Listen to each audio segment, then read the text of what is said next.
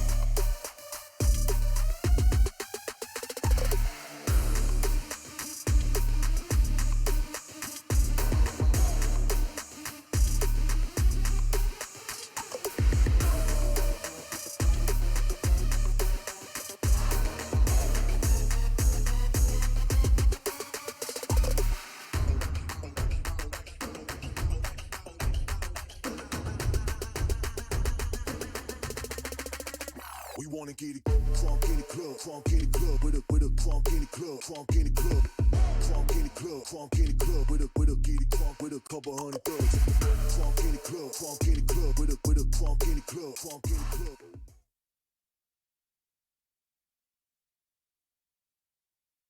Welcome. This is a VCT, a Game Changers APAC, and today is a very, very exciting day. I'm Tash Mania alongside Zia Ora, and we're casters for today.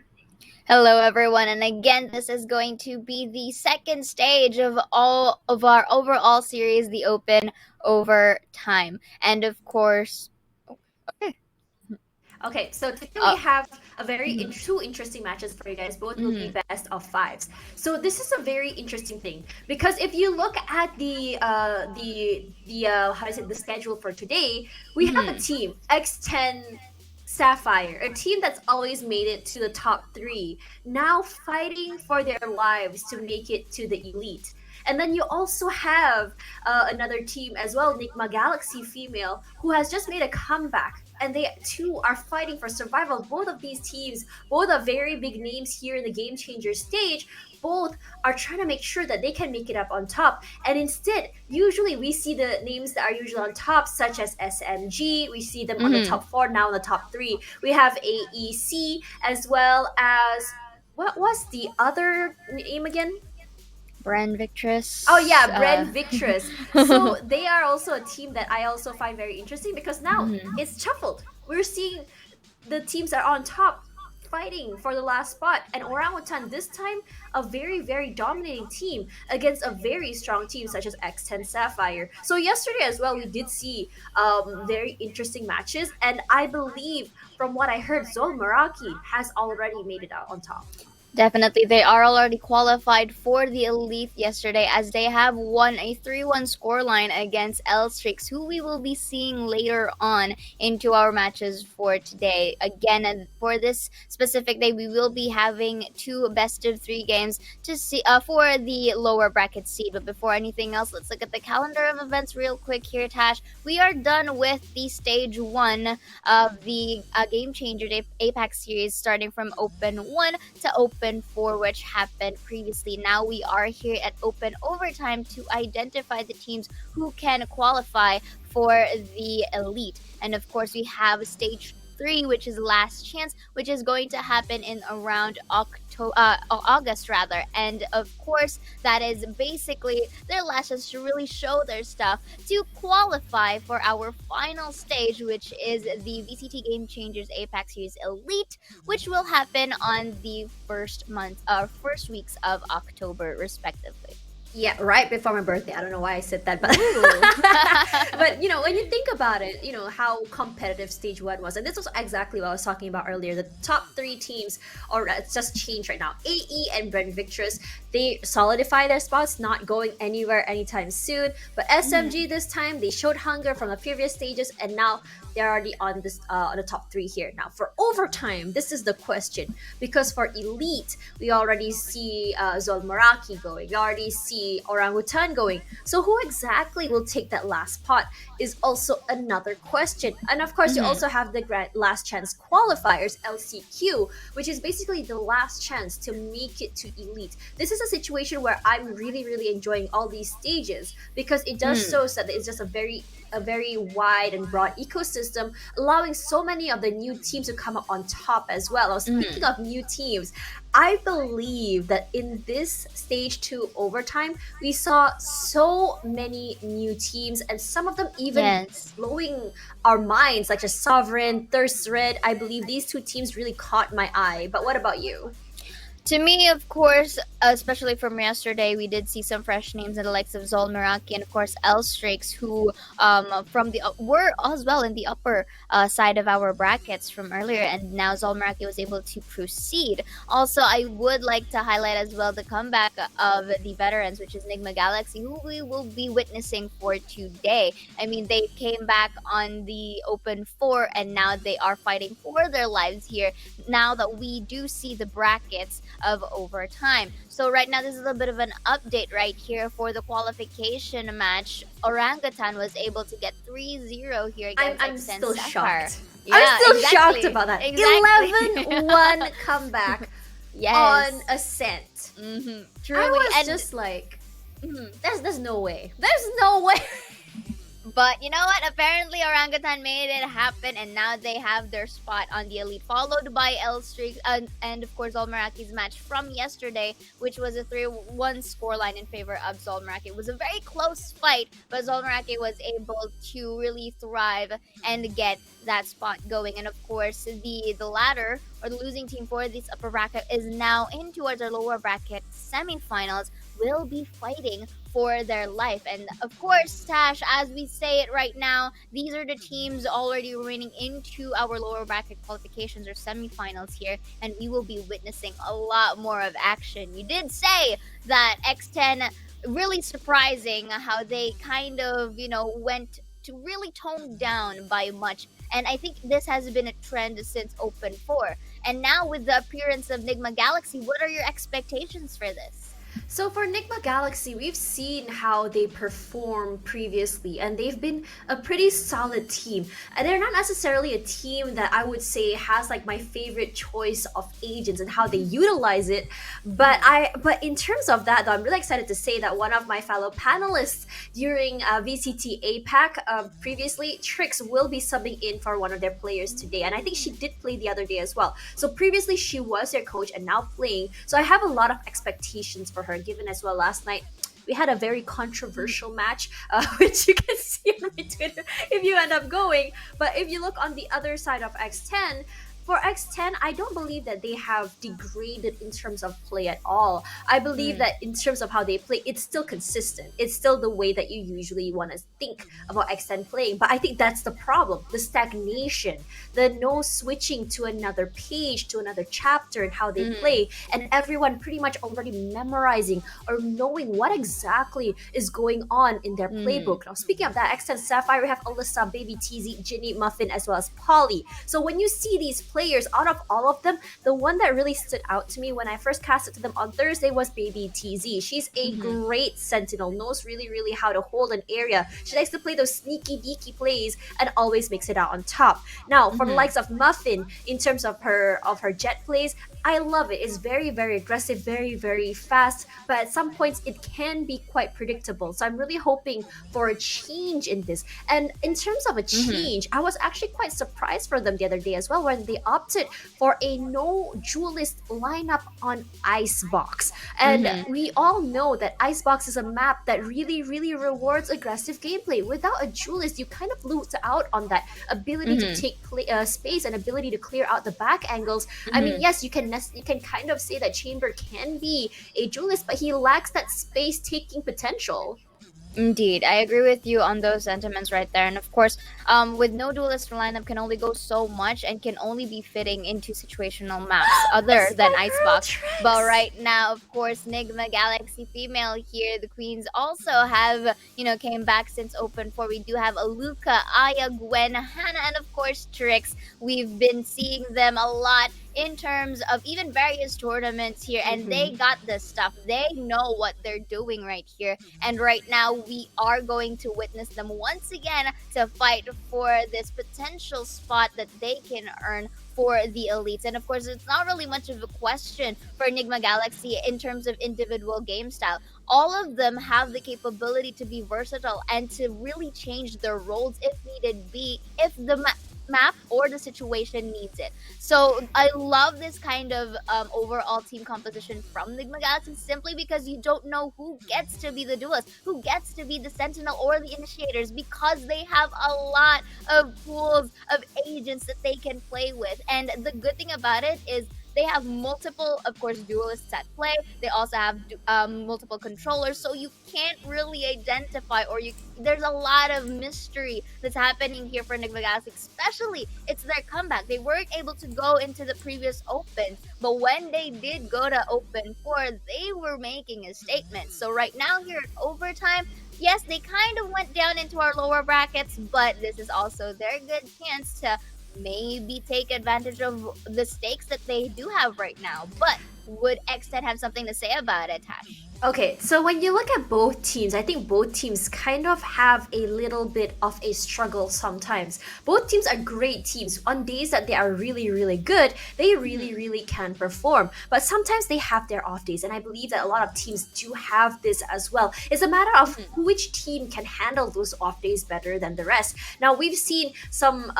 situations where an almost 11-1 comeback from Orangutan to X10 on Ascent, and as for Nigma Galaxy Female, we saw them kind of struggle a little bit in the previous, I believe, stage where they were going 13-0, because I think that was right before they had the roster shuffle. And now this roster shuffle has happened for Nigma Galaxy. We have new players come in as well. The question is, have they sort of found the chemistry? Have they found out how exactly to work with each other and how exactly to utilize one another, which is also another question, because as we remember, Trix is subbing in for one of their main players today. So I'm really curious to see how exactly they played this. But now let's have a look at the map picks here. It's going to be Icebox, Breeze, and Bind.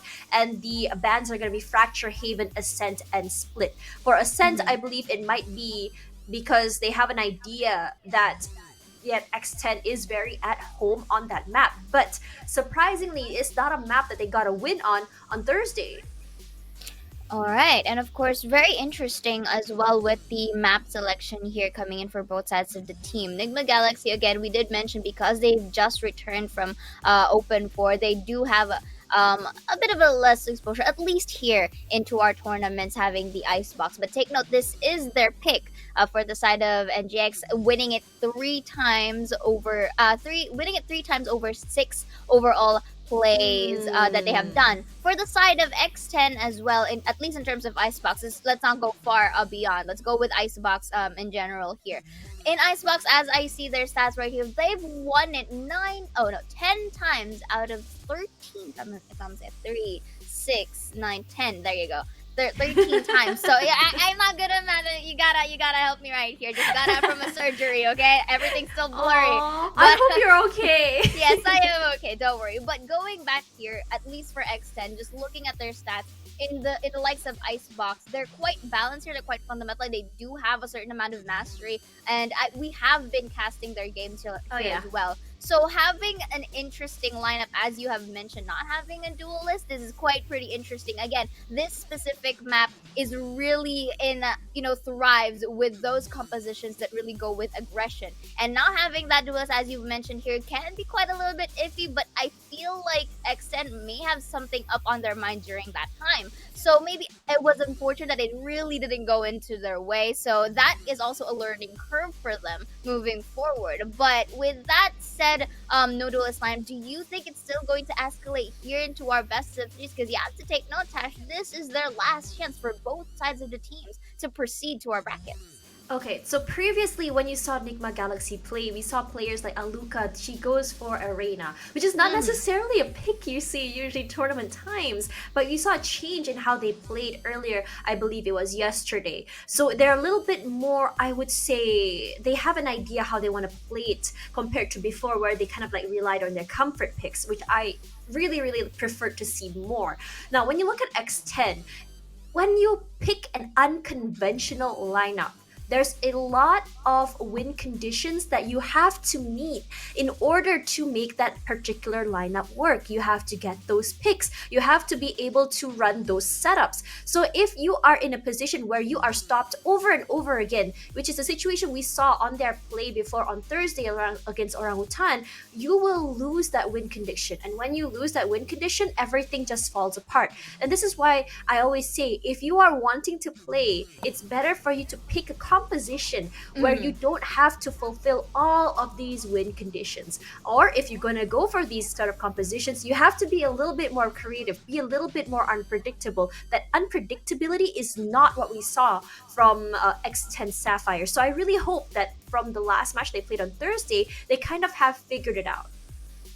Truly. And at least for both of our teams, you did mention that, of course, Nigma Galaxy has very much interesting variations of how they do their tactics. That's the reason why they're still a force to reckon with. It's as if there's a time wherein they do create some strategies that is very much polished and very much predictable, but yet it gets the job done. And there are times where it's as if it's a glass cannon that you don't really expect. So because of that mystery, they can really juggle along with those mind games. And you did mention as well when we were off stream in terms of X10, there's no really much question in terms of individual skill play, but I think there is a certain amount of disconnect with the teams, hence they're quite faltering down in towards a slope. But then again, maybe if they do find their footing once again as a team, if they were able to synergize once again, we will be able to see the X10 Sapphire that we all know and love. But then you also, Tash, highlighted their individual playstyles, again highlighting Baby TZ, very much good with the Sentinel. There's no question to that, and has a capability to actually give space to the team despite being on the back line. So you have to take note of that as well. Yeah, I really like how she plays that. It's not your usual way of playing in the back. It's very aggressive, very in your face, very playing in corners, very rat-like play, and I love it because we rarely see that. And the only player I actually really see that utilize this sort of play is from Chloe from Orangutan, which is just why that I like this sort of like very aggressive, high risk, high reward plays. And this is the kind of plays that I love to see, same way that I see from Maxi, from Bleed, Pith as well, I believe. So now, when you look at the other side of the coin, I do not doubt that X10S, when they play together as a team, they're pretty great. They have pretty good crossfires. They have those lineups, or at least their plays together down pat. But I said before, sometimes when you are too predictable in how you play, it can pose a problem. And on top of that, it feels like when that disconnect happens, when they're not able to get in position at the same time, this is where your individual skill really, really has to shine. And they have to find a way to not have to worry too much about the teammates. Play for yourself, rather, instead of having to worry about having your teammate to back you up. So this is what I'm just trying to highlight here, because there are some mistakes coming on. Because in the beginning of Ascent, we saw that there is this bandage situation happening. Like say Ginny running out with an ability and getting shot down. You see Baby TZ really, really stepping it up to the pace, really making sure that she can actually how do I say it, make up for the mistake happening from the teammate. And I want to see more of that, because you got to be there from each other. Indeed. And of course, in here, it's not really just about your individual style. Yes, you can be able to pop off, but that is in situational cases. You did mention that every story needs a new chapter, and if X10 Crit just sticks to where they're comfortable at and not really try something that is out of the box, sooner or later it's going to become a setback for them because of how readable that they will be they will be moving forward. So right now, let's go on into the agent picks real quick here. It's almost as if it's mirrored, if I'm not mistaken. No, no, no, no, it's not. There's no duelist lineup once again for the side of X10 Crit. They do have the Viper and the Killjoy to work with here It's the for same Baby lineup TZ. as Yeah. Thursday. Indeed. And for the side of Nigma Galaxy, again, they will be sticking to their guns. I have seen them have this exact lineup from previously, and they were able to really conquer them off. So looking at this, I do understand that there's a variety in terms of how they take or how they really answer to a specific map in terms of agent compositions and conditions. But you did mention, I mean, we also like highlighted earlier, this specific map really caters to those who are aggressive. Having this kind of lineup, to say the least, for X10 Crit, they need to thrive, or they need to get as much points here, especially for their defender side, because I feel like their composition leans to this specific side. Once we go to the second half, I feel like it's going to be a little bit more settled down or toned down, or we won't be, or at least for me, I won't be expecting any much rush push here, simply because they don't have that entry or that mobility to enter. So one great thing about X10S's lineup is that it will do so much better on defense than attack, which is the idea that they're going for. But you see the chip damage already coming through his tricks will be the one on the Sage here. If you see both teams' compositions, they have at least the staples for the team on there. You have the Sage, you have the Sova, and you have the Viper. So those are, I would say, the staples. Now for Chamber, why it's so great is because that you can cover such a big ground for such a long area. B main, mid. If you want to play under tunnel or right in front of tunnel, you can as well. But when it comes to the other side of the story, if say that X10S is not able to really thrive on this defensive side, it may be not work on their favor, as immediately one tap coming out there from Aluka straight to Baby TZ, and that's the unpredictability, because you kind of don't really expect a Chamber to be there. Hannah from the backside finds Alyssa. Beautiful sort of like peach coming through, and that's the information coming. So that's gonna be trade up there from Polly finding Aluka. Ginny does find one. It's Gwen. Oh yeah, we'll be getting her out of the way. There is the tap there coming through. Polly not gonna be able to get that as Trix taps her in the back. Says hi. I'm right over here. That was actually a very good take for the side of Enigma Galaxy. They were able to really isolate the fights. They were able to play for peaks, and they dwindled down the manpower for X10 Crit before they can even have the chance to get into the side. Although Polly was there in hopes to attempt to really diffuse it, again, there is the number advantage, and there is, the general idea that her location is quite telegraphed at that point. So in towards that fiasco from earlier, it's quite in the condition where Enigma placed them in the positions wherein they're already pre-aimed, as you have seen from the replay from earlier. So I guess the best bet here for the side of X10 Crit, this is still the pistol. So again, it's quite expected for Enigma Galaxy to win the second round because of the better weaponry that they will possess here. And for the third, it is expected that it's quite a closer one. But let's not look too far,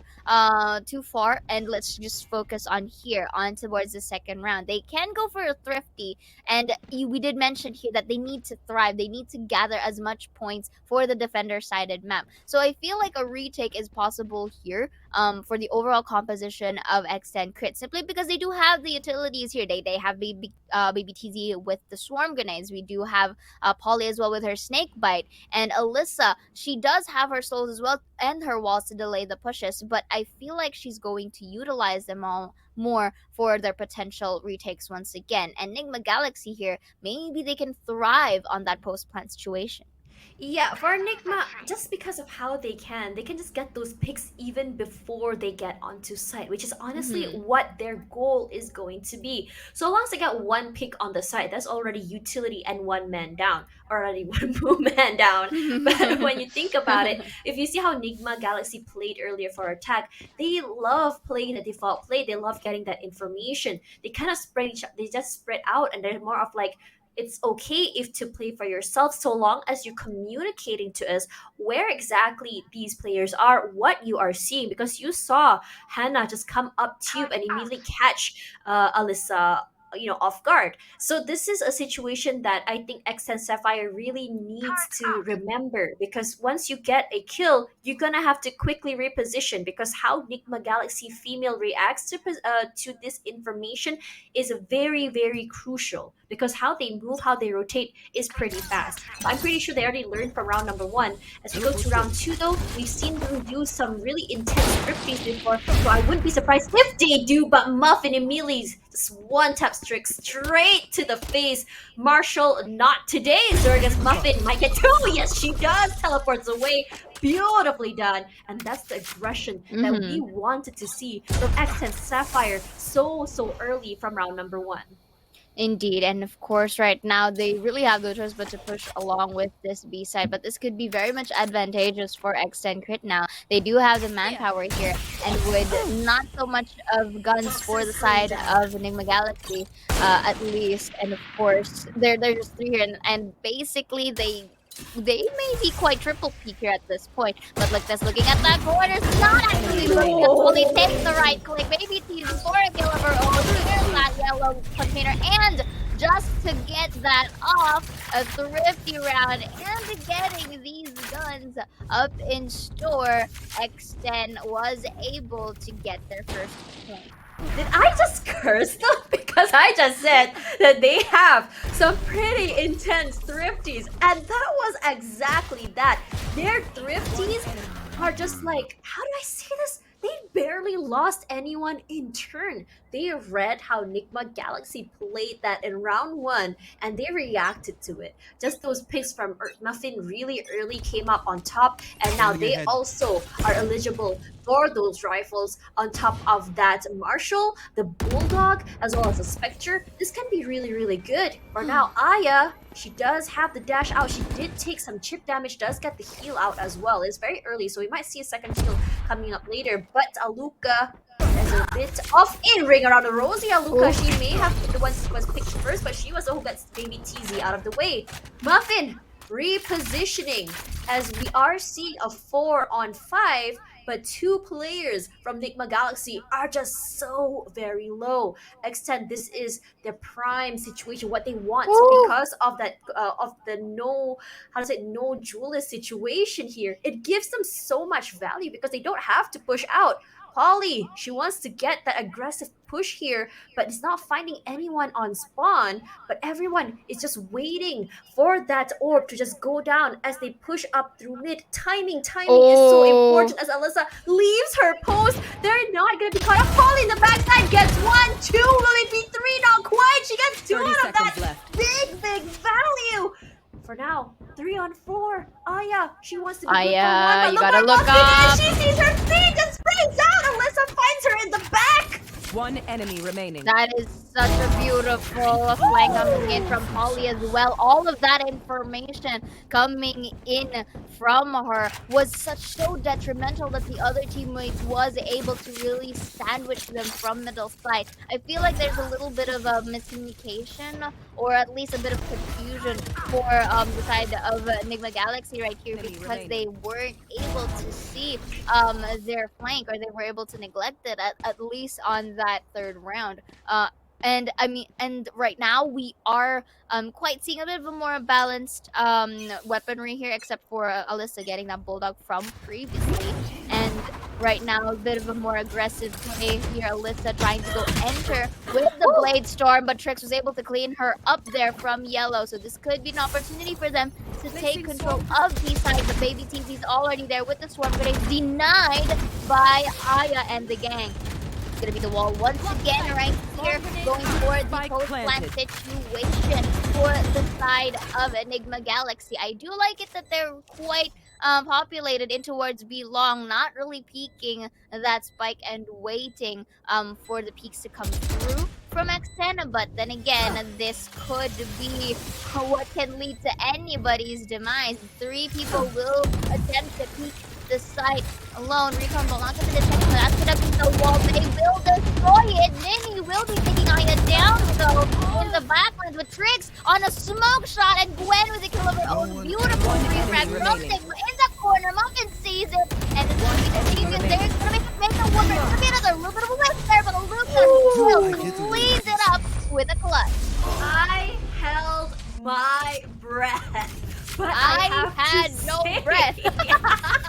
Oh my god! But if you see where Aluka was, that was intense. That long wraparound, she was up on two as one member of X10S was right outside, and that's intense timing. They barely missed each other. Because of that miss, they didn't realize that that pinch was coming in from Aluka. Regardless, though, I have to say that timing was a little bit off by Aluka. One misstep could have been their loss, and I'm just glad they came up on top of that. Truly. It was such a very clutch win from Toluca from previously, but look at this. Oh my god! Beautiful off peak and then rendezvous back to safety. Beautiful repositioning coming in from her. Gwen, however, will try to attempt the recon vault here, will surely detect Muffin here and denies it from further staying. So right now they are a bit of a split here, but Hannah and the gang has to be very careful when peeking this. Muffin can be so lethal with this operator. One little spot on the arm leaves Hannah by 30 HP. Snakebite to push through Yellow, but Ginny shuts down when Alyssa from the behind is able to take Aya down. Hannah here with 30 HP, and the Dream should be able to see Ginny from Yellow, but it can only take so much more. Look at her. Two members are going to flank now from her backside. She already knows it. She is aware. 30 seconds left. She is able to isolate the fights as they try to meet up. Here looks at the shoulder, but maybe it's easy. And an off-angle kill gets their third point. Loving that crossfire from them as you have one person kind of like moving forward and one person just checking if someone will come out from the back. They did not lose anyone that round, but just that idea that I'm confused about from Nigma Galaxy here is why do they keep trying to challenge the op again and again?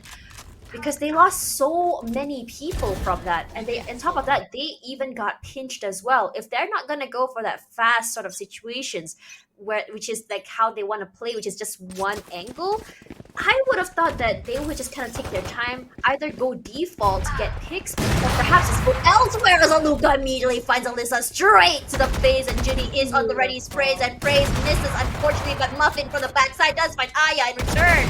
For now, Ginny, is she good for one? Yes, she is. Good for two. Actually, Aluka does figure out, but Muffin finds Aluka at the back. Hana with the frenzy. That's got some value as maybe TZ sealed it up. They lose 3, but it doesn't really matter because the round is what we want.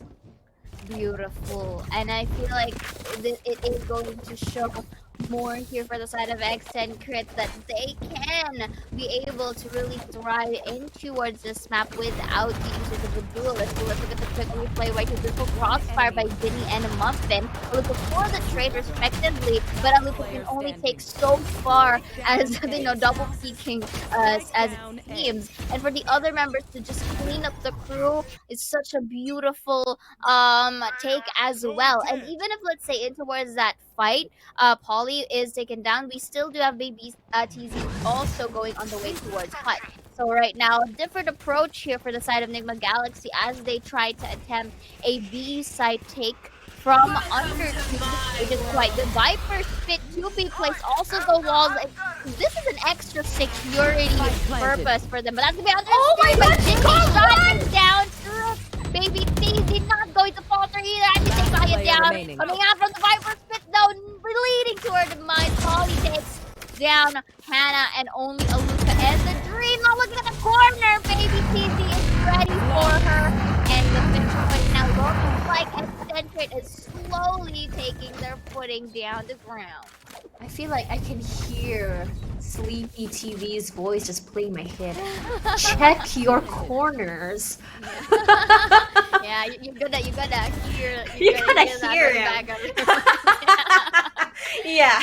So basically, wasn't necessary. I have to say that round was just so well done by X10. Just the fact that Ginny was able to get so much value from that early Hunter's Fury as well, and how X10 played that was just so good. Just get those pinches and just immediately move off of that information. It felt like only one round was needed for them to really, really utilize all of the information. They did not see the gun barrel from Muffin. Muffin loves playing this, but Luca will be the one for the wide swing. Gets her out of the way as Aya. She does get tagged here, but it doesn't really matter to her because speed is what she wants. Ginny not wanting to peek back. The wall does come out. Snake bite just to clear out the backside here. Ginny not giving up that space, will reposition to the other side here as we see Nigma Galaxy. I'm not sure if they're hesitating or just waiting for those utilities to just die out. Aya not getting a lot of information from that, does not realize there's one over on the other side. On the side of her will be playing the whip game for a little bit. She does take some chip damage, does not realize that Ginny is still there. Ginny's good for 2-3! But Alyssa as well. Look at Hannah out of the way, and it's all down to Aluka. Aluka has not still gotten any value from that operator, does not get detained either, playing at the side. But look at who's at the back. It's gonna be Polly. We know that she's good at the lurks. We know that she's good at the backstabs. But I think her Aluka senses are tingling, probably have heard those footsteps as she decides to just let her go away. She does have an op. She doesn't really... She can choose to save it if she wants to, but for now, no one will be peeking. She's running out of time. 10 She seconds can't seem left. to reach that spike on time, and the turret will be telling everyone where exactly she is. And Alyssa immediately quick reflexes. And 3-0 for this round brings us to a 6-2. Liking how Alyssa really expected the coming of Aluka from there. If you notice that she was crouched down, she knows that there's gonna be an op into her speed, especially when she took down that turret. It's basically the giveaway. But Ginny in towards that replay earlier really capitalized on that corner, which again Nigma Galaxy has failed to look. And I feel like, you know, you have mentioned this earlier that, you know, at the back of their minds, check your corners. But then again, you can't really blame them, at least in towards that situation, because the There's a time lot of is distraction. ticking. Yeah, Indeed, there was a lot things of utilities in front that you just kind of forget. That's where the tunnel vision is coming through. We did see Trix kind of try to remedy that, but the flick from Ginny was just insane. Molly forced to win right here, but not going to get anyone here. So Aya and the others tried to attempt to actually get in towards this side, but a little bit of a split push here, maybe just making some amount of noise or presence just to force out a rotate. But Muffin in towards mid, already ready for this. Oh, pushes the shot, but already knows where she's lurking at. I really like that double swing from them, but the slow swing, I was really expecting at least good for one. Might be from Aluka here. Yes, she is. Immediately repositions. Then might want to check to your other side here as Muffin finally gets that value from the operator. You do see that toxic orb come through as Ginny finds Hannah. Sprays from Aya. Does get a little bit of damage there. Muffin, another one finds Aya. And for now, it's only Gwen. Gwen just waiting for time here. Good for one. Is she good for two? At least get some picks. But no, the Muffin with 3K in her pocket.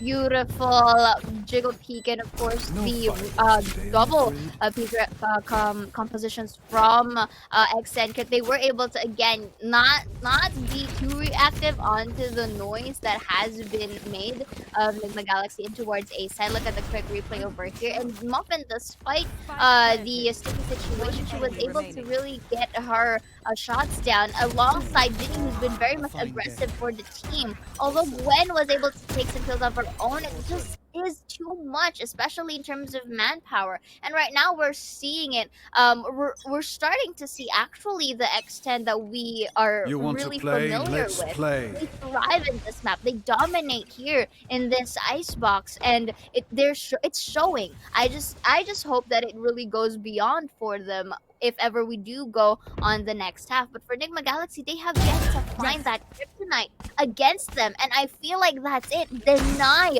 the flanking capabilities from Polly, because Polly has been very much detrimental in terms of the information gathering here, to where Nigma Galaxy is at. So right now here, we're seeing a little bit of a slow pace push. Ginny already knows one is the kitchen, and under two, Alyssa with the rest is towards a stop. And it's a pack, but Gwen right here shots. area. Ginny There down, they who's are. been very much popping up for the team. Detecting Muffin as well towards yellow. There's beautiful Spike from Hannah planted. with the snake, but Spike has been planted though. Sees the drone right here. Hannah with a little bit of an advantage. They're beautiful peak as well. And right enemy now the remaining. team is making it big as strict. They three. The people are gonna win. It's one, make it a double. Is it gonna be a triple here? She does have a 1v3 clutch possibility if she is able to isolate the fights. But the team, let's see how are they going to go The here. crossfire. Quite interesting. Hannah to distract her, but Luca ends it with a toward force. One thing that's so great about Nigma Galaxy is that their post-plant defense has been absolutely phenomenal. Those three-way angles that they take care of was just so good. But this is what I wanted to see from them. Just going around and taking up space. But Hannah, this one, challenging that op with that wide swing was just so good, and tricks just popping off. We might just be seeing their confidence coming back, particularly in this round. But for now, X10 Sapphire immediately says, okay, they're starting to pop off. They found the momentum. We gotta cut that down. We gotta just take a timeout, really figure out what exactly that they did in that round to prevent them from allowing to come back on this one. So for now, let's talk a little bit about what happened, or at least what's going on from Nigma Galaxy here. So what's going on here is the fact that Trix was saying, okay, I am just gonna be the anti-flank. I'm gonna see if Polly will be pushing out. And she got a lot of value out of that. Aya, through kitchen, does get some value out of it. The only problem with Aya just now was that she did not immediately reposition. But it didn't really matter because there was a res on res coming through, so it was an equalizer for both teams. But the picks coming through from Aluka as well as Gwen coming onto that has just been phenomenal. When Nigma Galaxy plays for those spaces, plays to find information, we find that in those situations, it greatly rewards them. Truly. And I feel like for Enigma, they do have an idea to how they are able to really take the sides to really go for those post plants. They do it. The only problem that I'm seeing right now is other than not really taking the corners, the fact that those corners is really taking a lot of their manpower here. They really have to they really have to double check everything if they do want to really go into a tight, complete five winning stack. So right now they're going to try and attempt a real 8 take this time because it has been a while because they've been true. And here with a lot of utility here, Snake Bite, Polly can't really go out as much in this corner, so it requires the Lady PZ to kind of crossfire for her. So right now, again, this is the problem. They've been creating a lot of noise. They've been creating a lot of utilities here, but the question, the hesitation here to actually go in and push is, I think that's what's holding Nigma Galaxy back, and because of this, yeah. Teleport's ready. Indeed. 30 seconds left. No more Sova. Nearly missing that shot over there. For now, Polly playing the corner. Check your corners, they say. But I think they're just right by side each other. Baby TZ good for 3. Aluka does find her in return. Aluka does good for 3. Wow, what a play! As X10 Sapphire makes it out Last on round top. before the What switch. the heck happened there? Of course, again, you did mention earlier, of course, there's this slight hesitation coming in from Nigma Galaxy. Hence, what happened from earlier was because they're taking quite some time in taking the A side, they're not only given that space, and because they're not given that space, they're pinned down, they're being sandwiched, and it's becoming more predictable for X10 Crit to really have that spray transfer going. Aluka was able to take that 3, no problem, because of her utilities, but the problem again was there was no manpower. She was the only one alive, and even if let's say Ginny was able to was being taken down by Aluka, there is still more people in store for X10 Crit that can go for the refrag, and it's just too much for the members to take. So like this right now, okay, we Go do fast. see Aluka. This time in speed. This is what we've been anticipating, but this time the problem, there are 2 members from behind and the spike. So look at the corner. basically, yeah, the efforts of Aluka to be above is quite in vain because the spike wasn't planted down. But again, looking at the mini-map right here, there is a rotate that's Muffin. happening, but Muffin with the op Oh, misses no. a shot, uses the rendezvous to safety with 76 still alive, but Ginny takes one down with a remaining. spray. Oh my God. One Muffin and Ginny, beautiful refrag. The Just double screen peeking down. capabilities of these women uses the Viper's pick here to try and buy a little bit of time for Hannah, but she's the only member alive. Thunder's Fury once more. 30 Muffin is seconds already ready to pre-aim outside of this pancake. Let's see if how is she able to get out of this? Look, complete members of X10 is just ready for her at this point. Just playing around it at this point, I have to say. But just now, because they took a lot of time to get onto the site, that is exactly what happened here. If you Switching want to go sides. for speed, you can. Because of where Aluka was, when she shot, Baby TZ already knew she was there. So all Baby TZ had to do was just spray. And then suddenly everything just started to fall apart. And this is the power of the lineup from X10 Sapphire. Because from what you see here is that how that they can anchor a site with just maybe 2 or 3 people. Who was on B? It was only the Chamber as well as the Sova. And on the A, you have a Sage, you have a Viper, as well as a Killjoy. That is just so much utility to use. And they were not confident enough to push through that Viper smoke. And that's where it started going downhill here. But as we go into the halftime, I highlighted this on Thursday and I'll highlight this again now, that no space taking potential will be an issue. Even though they don't have as many utilities as X10 Sapphire, but having a Viper's Wall, this toxic screen, as well as the orb is enough to deter people from pushing through. Snakebite as well on top of that. You have the slows as well. And if you also have those duelists, peak potential before you get onto the site is already going to be very, very real. So part of me is kind of already sort of anticipating for this fast sort of game style coming through on attack side for Nigma Galaxy, and we might see a little bit of a struggle as they try to push through. Indeed. And of course here this is a 9-3, maybe a potential Curse! quote unquote would happen in here. We have yet to see that. I don't want to jinx anything here. I don't want to get blamed. Maybe suddenly posting all the casters say casters curse. But no. I feel like here for Nigma Galaxy, however, this could be an opportunity for them as well to really utilize their kits. But here for X10, we did mention X10 Sapphire rather. We did mention earlier that they needed to really take advantage of the defender sided as much as possible, but because they don't really have that duelist or that solid duelist to really get that mobility going, to really get that entry points from a site, so they were able to utilize it. They already have 9 points into their name. All they have to do is just really work their way with what they have into the compositions that they have. And I think number one that can be detrimental for them is the utility usage. If ever we do see the likes of, Baby TZ placing the turret for their flanks, or we also have here the likes of Muffin with the chamber. We've been seeing her pop off here. And notice how our main duelist here suddenly becomes an initiator with the likes of chamber. They really know their stuff. Aluka used to be Reyna. Muffin used to be,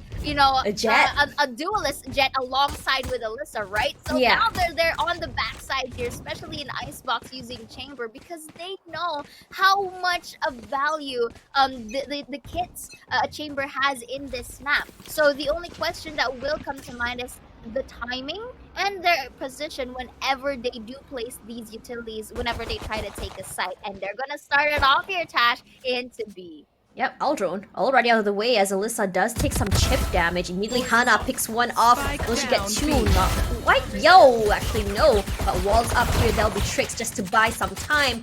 Personally, I would love to see that wall used for post plant. Regardless, it's okay because we do still have a recon there for Ginny. It's one lady down for one lady, or one girl at least per se. still playing for time here as X10S, and that is what I was saying in terms of not being able to take up space. And that's the idea Trix had as well. It's just like they're not going to be able to dash on the side. I might just put my wall here. Now coming back to what I wanted to see that wall used for is that if say they want to defuse, especially on pistol rounds, is that wall can really buy a lot of time as Gwen, she eats up a lot of damage there, has to reposition herself. Aya just waiting for someone to push onto A site here. Looks like that 30 is seconds exactly left. what's going to be happening. Okay, AC Dash already expended here as Recon Bolt doesn't play put out the way. Aluka just praying and praying they're good for one as Polly Player gets standing. 3 already and Baby Spike TZ will down trade out. A. Only Tricks for now, 1 versus 3 situation. They do hear her Spike switch out planted. gun, but she's only getting some chip damage and she still wins out against Muffin. So 2 more to worry about. And they do hear her footsteps. She sees Baby TZ up on top there with the jump. It jumps down, immediately One sprays enemy out. remaining. She does get 2. It's a one-on-one. Tricks, you are insane, but there's still 1 more person to worry about. And Tricks, she gets 3. Tricks, what is going on?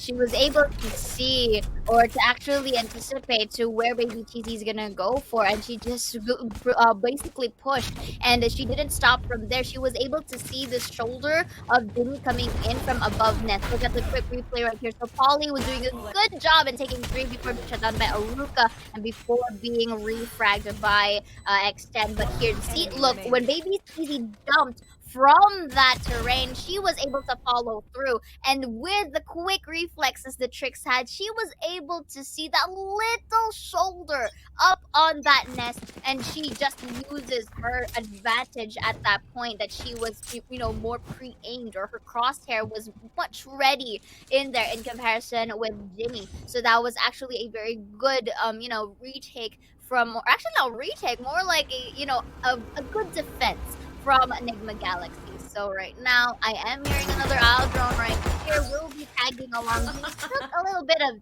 time to take down that owl drone, but right now, at least we do. Nigma Galaxy knows, or they do have a concrete idea to where X10 crit is initially going. Oh, that was so close! Oh, that's The peek timing. from a look on the That's rope. timing. Oh, Oh, they know she's there. will she see Baby TZ from below?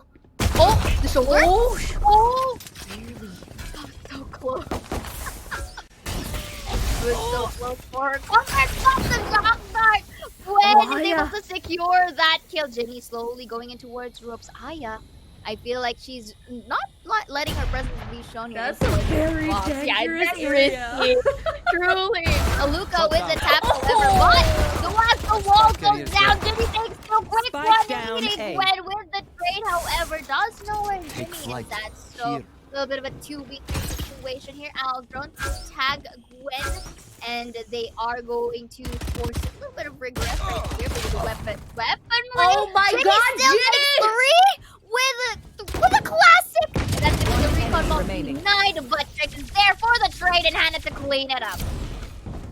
What the heck, Ginny? You're getting so much value from a free gun, and those aren't even right clicks. Let's look at it again. Look at this. She gets 1, turns around, gets 2, and she just repositions. She was almost good for 3, but not before she outguns a Spectre with a classic.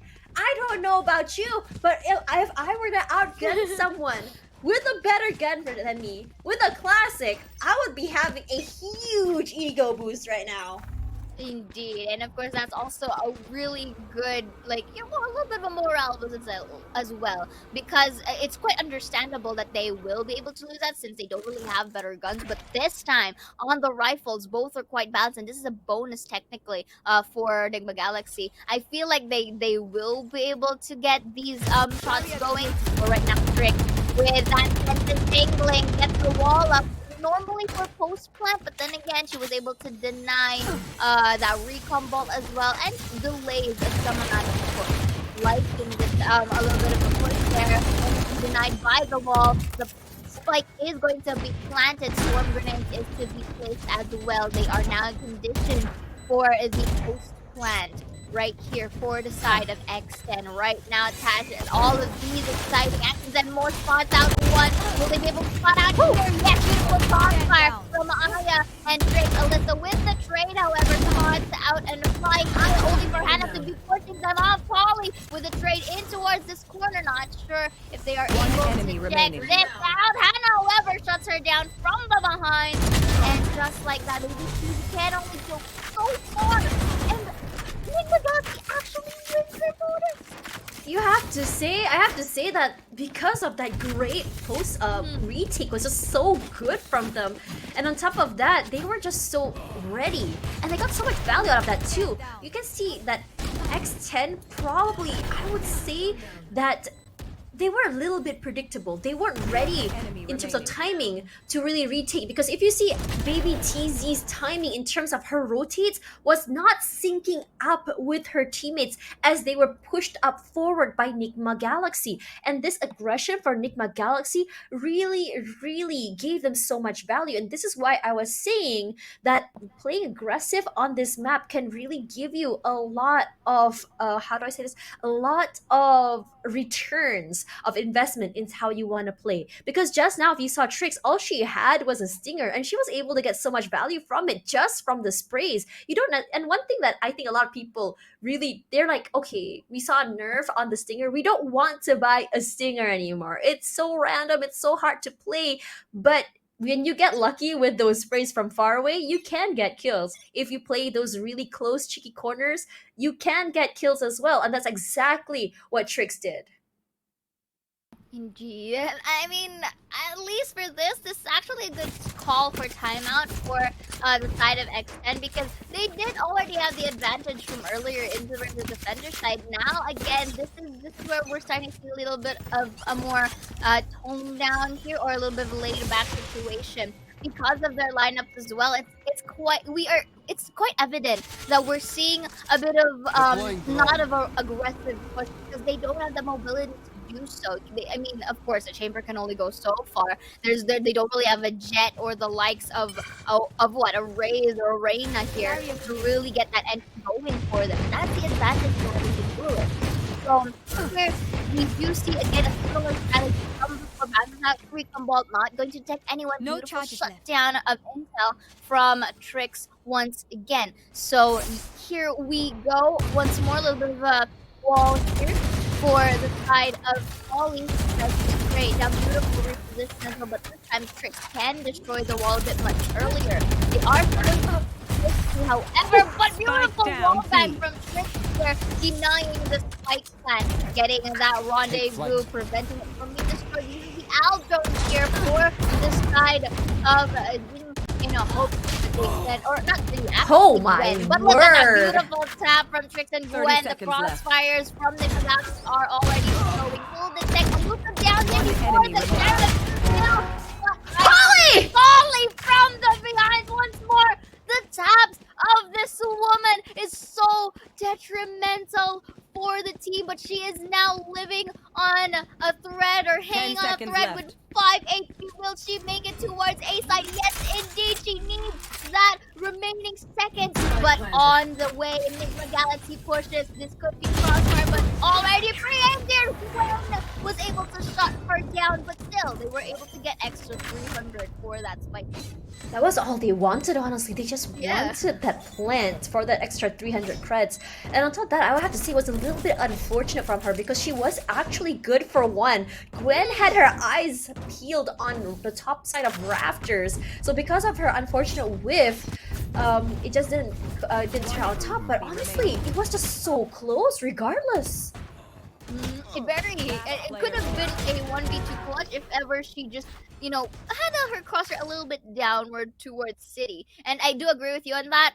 If she was mainly focused more on that entrance in comparison with the Raptors, that could have been a different story. The 1v1 situation could have been at play. But the stakes are quite stacked on her, simply because she only had 5 HP to work with, and that was basically a rush plant. Because when I say a rush plant, she planted down the spike, and there was such little time for her to reposition for that post plant situation. So again, a Viper Spit here is going to be placed on towards A, delaying any potential. Waluka!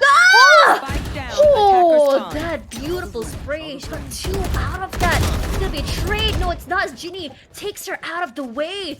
Still lost 2 though. Not a good situation to be in. Walls are up just to buy some time as Gwen. She is prepping herself with the shock dart just to make sure that no one pushes through. But Ginny is just so very low. Shock dart to clear out that corner, but unfortunately no one is there as the spike will be making its way through the very long corridors Ooh. of B main. Ooh. Taking their time here to clear out those corners with the drone.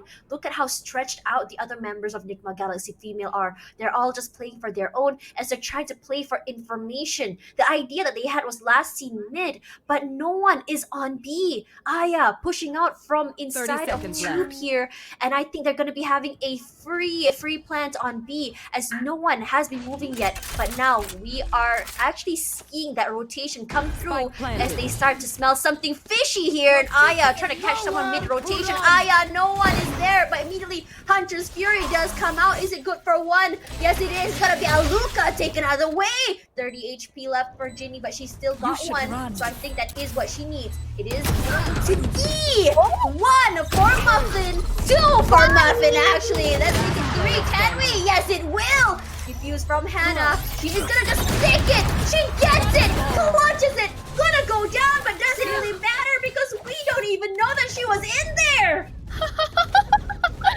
This is the anticlimactic way to actually win the game. I mean, win the round. But look at the quick replay, shall we? Aluka with the beautiful barbecue, their collateral from Spawn.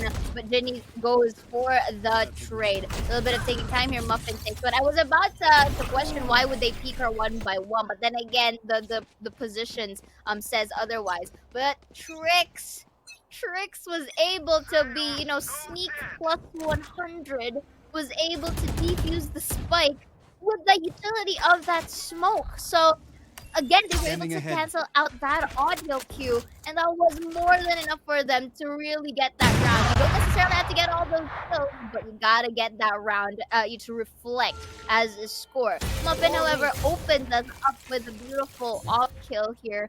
And we'll just see how Nigma Galaxy is going to respond to this because they kind of lack, you know, one person here as at the very early phases of this round. You really need Aluka for that anti-flank, especially from Polly. But I think they still can be aware so long as Hannah, or at least another member, probably might be Gwen, just watch the backside here. But for now, they're just really taking their time as they put 2 on A and 2 on B. And this wall will give them all their information. We see the other 2 members of Nigma Galaxy Female just make a beeline onto site. Trix, she just jumps down. She's good for 1. It can be traded out by Ginny. But immediately, we have Gwen here with the Hunter's Fury just to get some chip damage. Not just chip damage, she gets a kill on that too as Hannah will get 1. But Aya will be the one getting picked off by Muffin. Gwen using the owl drone just to get some info here. Just tag 1 as that snake bite will just kind of deter them from pushing forward. 14 seconds left. We see Ginny running forward, making a beeline. Hannah, all she has to do is swing, and Ginny is good for that. And immediately Muffin, she gets 1 more, and they win it. X10, 10-8. They kind of like solidify that edge they have, or lead that they have from before. What was that? That could have been Hannah's, but then again, Ginny with her quick senses, she heard the footsteps, and the wide angle didn't really much help Hannah there as well. And Muffin was able to really get this op going. That added a more threat in terms of how Nigma would peek into that situation. So they were able to actually salvage their loss from the previous round.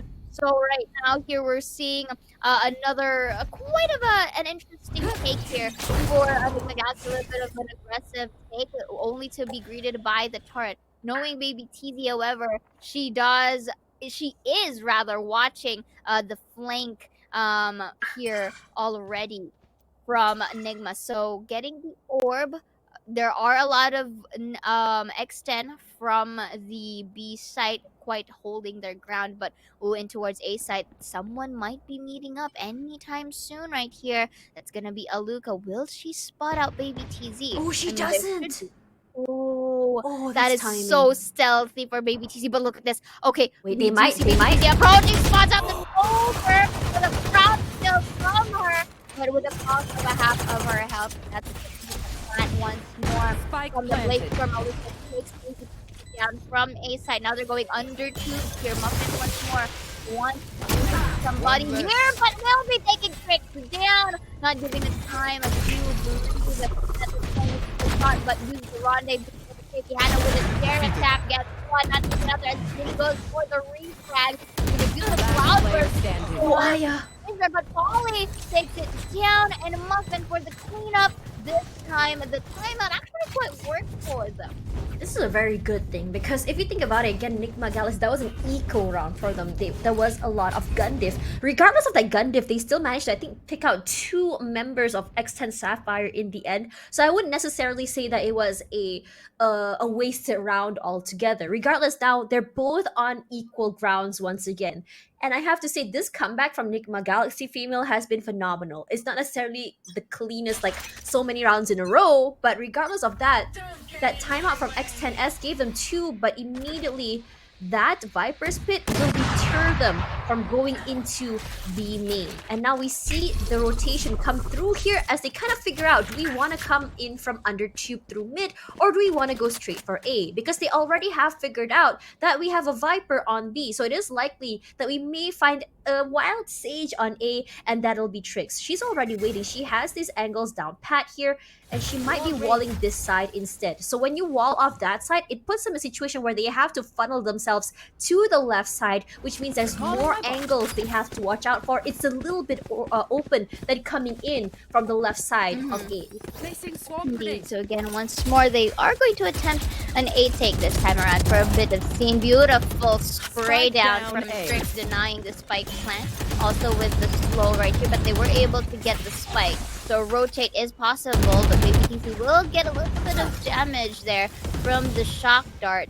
And they're still committed on towards A, but Aluka may be eyeing out for the middle side in 30 hopes of, seconds you know, left. spotting out someone who tries Oh, that otherwise. mid-rotation, Aluka! Footsteps. Aluka, this will be your chance, but misses her shot right here. Regresses and goes back. But there's gonna be the push from Ginny, but spots out the gun into the smoke. Ginny takes one, went for that spray trade, but only 10 seconds 10 on the seconds clock left. right here. Uses the Viper spin. That's gonna be the Oh my God! Polly sees Hannah before she could even plant the spike. The reflex. This is uncanny. Aya with a trade of her own. Enemy Spots out remaining. Baby TC as well. Gwen with the frag into the below. And Muffin with only enough to work with still finds value, but Trix secures this game for the 9th point. A little bit of chaotic, but still managed to get the job done. Oh my god. So I was playing a round of Valorant with Trix last night, and she someone told me get this? something very interesting. Yeah. When your teammate is planting spike, you don't have to go so far away. You have to help watch me. And I asked her, where exactly do I have to stand? And she said, you don't have to stand anywhere, just stand right beside me. And that's exactly what she did. Protect the planter.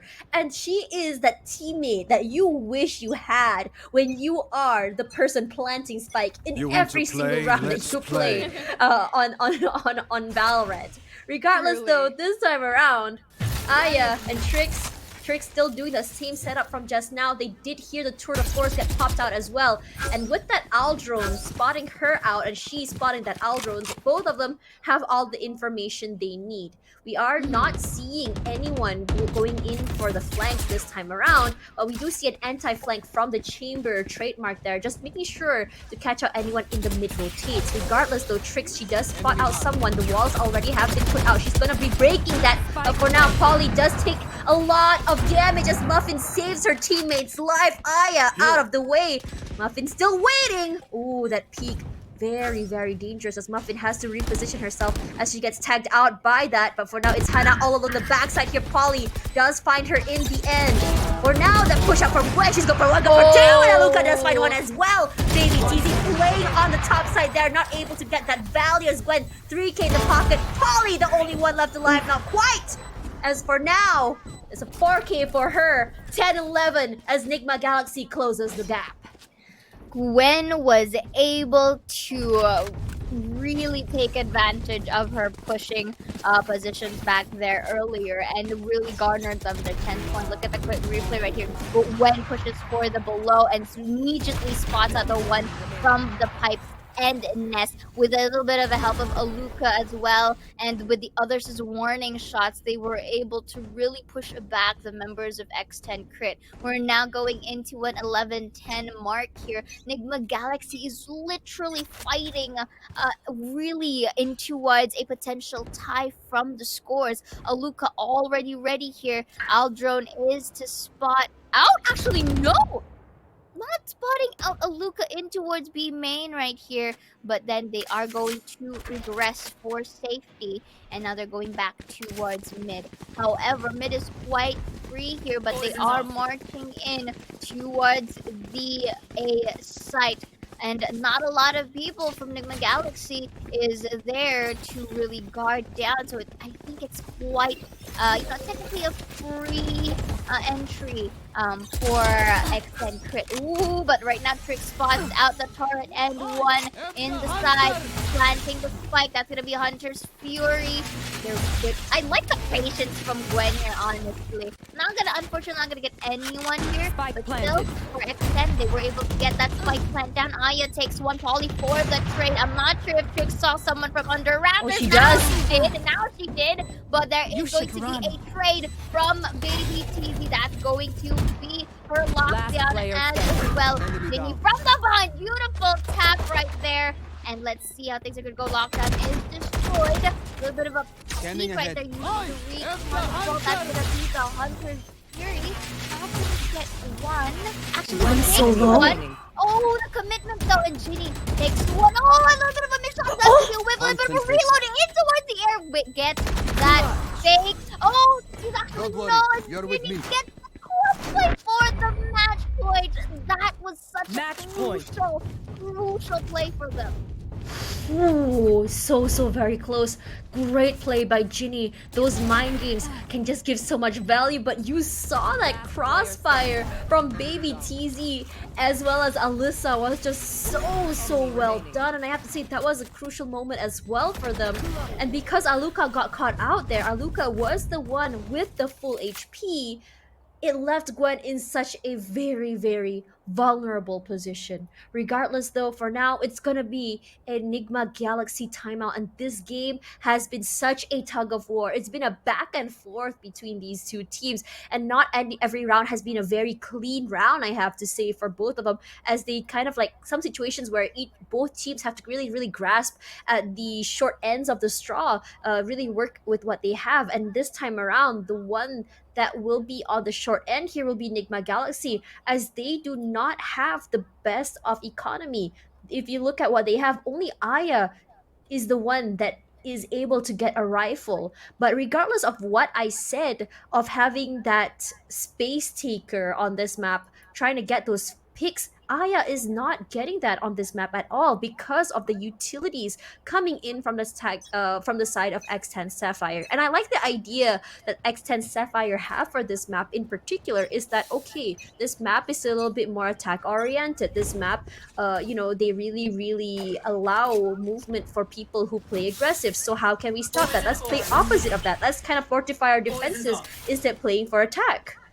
And the timeout for Nigma Galaxy, they really needed that at least, because again, this is the match point for X10 Crit. So right now they're going a little bit more passive than usual in here. So you see a little bit of a crowded X10 pushing from the long. So I feel like they're going, at least for Nigma Galaxy, they're going to let X10 Crit go in here and maybe go for potential retake. But right now they're quite scattered here. There's no plan just yet. Let's see how things are going to go from here. Oh, beautiful shutdown of that turret. But at least they already have an idea where they're at. That's going to be a wall once more coming in from from Alyssa. That's going to be the spike planted this time around. Beautiful smoke to cover her when she's going to go back to safety. They spot out one from Snowpile right here. Tash is going to be very intense. And we're seeing Aluka already pre-aimed here at the very corners. It's just a matter of trigger discipline for either sides of the team. That's gonna be Aya pushing it through. Oh my Making it God. work. A beautiful synergy from Instead, but Player Aluka goes for standing. the shutdown. Polly from a little corner back there was able to Attackers take tricks win. and maybe it's easy to clean it up. Ladies and gents, you got X10 Sapphire winning game number 1. I have to say, X10 Sapphire looking much more confident today than on Thursday. And on top of that, while Nigma Galaxy Female really tried their best to give them a run for their money, their ability to shut down their duelist really gave them an edge. And because of this, not only space-taking potential, but also information deny, has been one of the most crucial moments here for them that really made them come up on top even on attack sides. And I have to say, because of their composition as well, if they manage to get that plant, their post plants have been absolutely mwah, chef's kiss. Indeed, and they've managed to really find their groove. They managed to really find their footing. Although there were some cases wherein X10 Crit was having a little bit of a difficulty trying to close it out in the very first few moments of the second half, and Nigma Galaxy was really able to thrive from a 9-3 to now a 13-10. At least they were able to really get that double digits going before X10 really closes it out. But at the end of the day, X10 Crit was able to do their job done. And look at Ginny with a 366 ACS, 2.9 KDA with 31 heads upon her name. Also, you gotta commend it to Aluka for NGX, 245 ACS, 20 kills, and 1.1 KDA respectively. Not really going to falter behind Ginny is also Muffin with a 296 ACS. That's also really detrimental because for most throughout the game, for both defender side and attacker side, you can clearly see the double peak and the refrags coming in from Ginny and Muffin all throughout. And with a little bit of assistance for Baby TZ, Polly, and Alyssa, it really was the creme of the crop. I think the idea of putting Polly on the lurks as well as the flanks as well has been absolutely great, because what she has to do as a Viper is just set up her traps, set up everything, and then just play from the back. She's able to just take up so much space, and because of the fact that the trademarks that was put down from Aluka was not necessarily found, or they're just really creative of their rotations, it's really given them so much value. And a lot of situations as well, Aluka picked up first is because the idea that X10S knows where Aluka might be playing, because instead of a trademark, Aluka puts herself there to catch people on the mid rotations, to catch people as they're coming in first. But in terms of speed, I have to give it to X10S. X10S a little bit faster on that first contact, and in a lot of situations when you think that she might come up on top, that double swing often catches her off guard, where she's just like, oh no, I was hoping for one person, but there's now two heads aimed right at me. I will agree with you on that as well, Tash. And it just really is a matter of the usage of utilities that can really go far and beyond. And we did notice from earlier that X10 Crit was able to really capitalize on their overall lineup even without the usage of a duelist. So let's look at a quick highlights right to see how things went. So we look at how beautiful the refrag capabilities of both Ginny and Muffin at the same time. If either one of them is being taken down, the other is bound to get that kill into really avenge their fallen comrade. And here on towards the second one, it is quite evident as well for Nigma Galaxy to not really check their corners. They were able to identify that in the later parts of the game, but then again, those corners are very much detrimental and really took a lot of their manpower here. I was gonna say that I really like the fact that this time the one that's playing aggressive is Ginny instead of Baby TZ. And the idea is just very simple. So long as Baby TZ is alive, her utilities can be used till much later. So this is a switch from what we saw from Thursday, where Baby TZ was the one playing aggressive in all these hidden corners compared to before, when Ginny played in the backside instead. And I think this also worked out very well for them, because of the idea that Ginny is able to get those not only mean, she's always good for 1, 2, 3. She's great on the refrags as well with her teammates, especially Alyssa. So what Baby TZ has to do is just survive, and when it's all just down to her, she plays with her utilities, and that is what we want to see from a Killjoy. Regardless, this is a 1-0 with the map pick of X10 Sapphire in their pocket. So after this, we're going down to the second map, and it's gonna be the map which is from Nigma Galaxy Female. Will they come up on top? That's the question we all want to answer after this break, so don't go anywhere. More Valorant after this.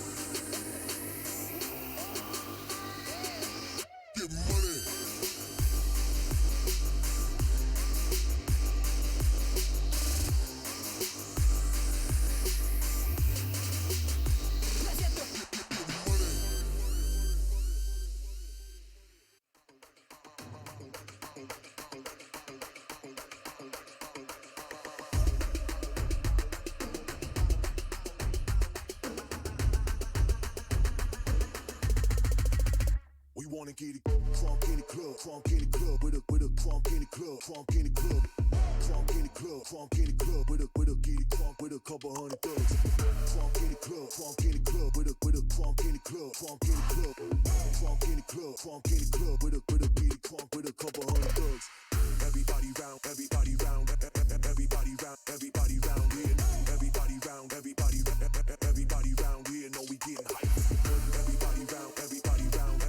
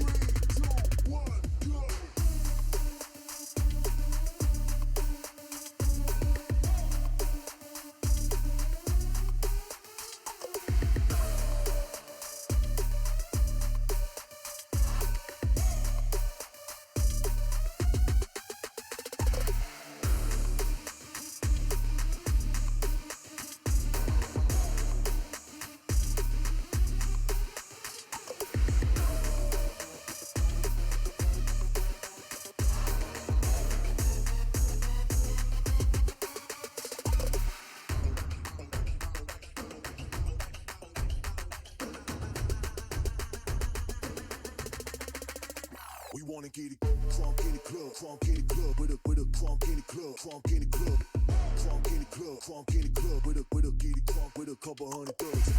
Crunk in the club, crunk in the club, with a crunk in the club, crunk in the club, crunk in the club, crunk in the club, with a get it crunk with a couple hundred thugs. Everybody round, everybody round, everybody round, everybody round here. Everybody round, everybody round here. Know we getting hype.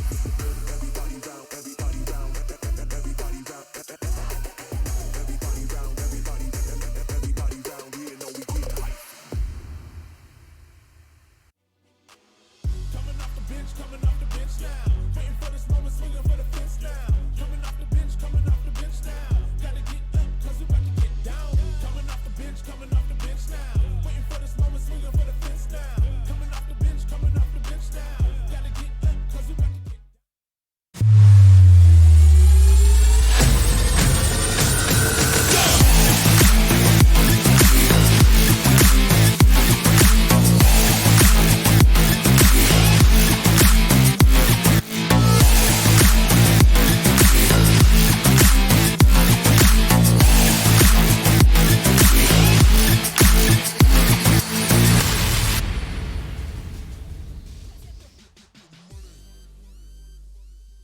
Through wins and ties, we are able to identify who gets to really go advance in towards our brackets. Welcome back, everyone, to the Valorant Game Changers APAC series. Open Overtime will be your casters for this afternoon. My name's Zaya, and with me is Tash Bunny. So earlier, Tash, we were able to witness an amazing gameplay, and quite close as well, between X10, Sapphire, and of course Nigma Galaxy, who recently really had a lot of things going on in towards their journey. But right now, we are going to really eradicate the ice, and we're going into summer heat as we go on Breeze. Oh man, going from cold to hot, that's a very interesting situation. But yet, oh, I just realized that map just now they lost on was Nigma Galaxy's pick, not X10's. My bad. But now as we move into X10's pick, they actually lost this map to Orangutan as well. So the reason why I was telling Donut why X10 chose this map is because they are just a team that's just so great with their gunplay. You saw how sharp they were, especially Ginny on those long range shots. So now what exactly makes Breeze so interesting for them is not only is that a map that really shows off your gunplay skill, but it also really shows your ability to not only take up space, but also clear out all those angles, not just angles as well, but rather the situation where if you play mid, where exactly they're gonna go. So this map in particular is all about taking space. If you are gonna be playing mid side, you have so much advantage because you can either go double doors to A or you can go through tunnel B. Ideally as well, you can go up to nest and really take control of their spawn as well. Or if you want to go into A, halts is very important. And in a lot of situations as well, from all the way from VCT APAC stage 2 all the way till here, we did see some picks of a Cypher on this map. And I have to say, I am not a big fan of that agent. It's not because that agent isn't good, but rather how his abilities are being utilized. So that was what I saw on Thursday. So I'm really hoping there's a change there, because what we saw was Baby TZ on the Cypher, and I wouldn't be surprised if she did that again, seeing the trend of what we saw over on Icebox. So for Baby TZ, I'm really hoping that she takes a more aggressive approach in terms of where she puts her traps, where she puts her camera, because when your camera is all the way to the back of sight, you're not gonna get that information you need in terms of helping your team. So as for the side of Nigma Galaxy, I'm not too sure. What do you expect from them? I mean, to be fair, before we go to like Nigma Galaxy, I will add a little bit of point to what you said earlier. I mean, because you did mention it. It's already like a staple. We're in Breeze, okay, automatics, Cypher for Baby TZ. But we did mention at the very start, right, that every story needs a new chapter. So I would personally recommend the likes of Baby TZ using a Killjoy or a Chamber rather than a Cypher itself, because that complements more, at least in terms of these skills, into a map like Breeze. And you mentioned it, a lot of corners are already needed to eye out on here, so they really had to take that extra caution. For Nigma Galaxy, however, again, they have been very much really dealing with a more fundamental composition in every map that they They're do. very flexible. Yeah, indeed. So it's like it's both a balance, whether it's for attacker side or defender side. So they're not really having that.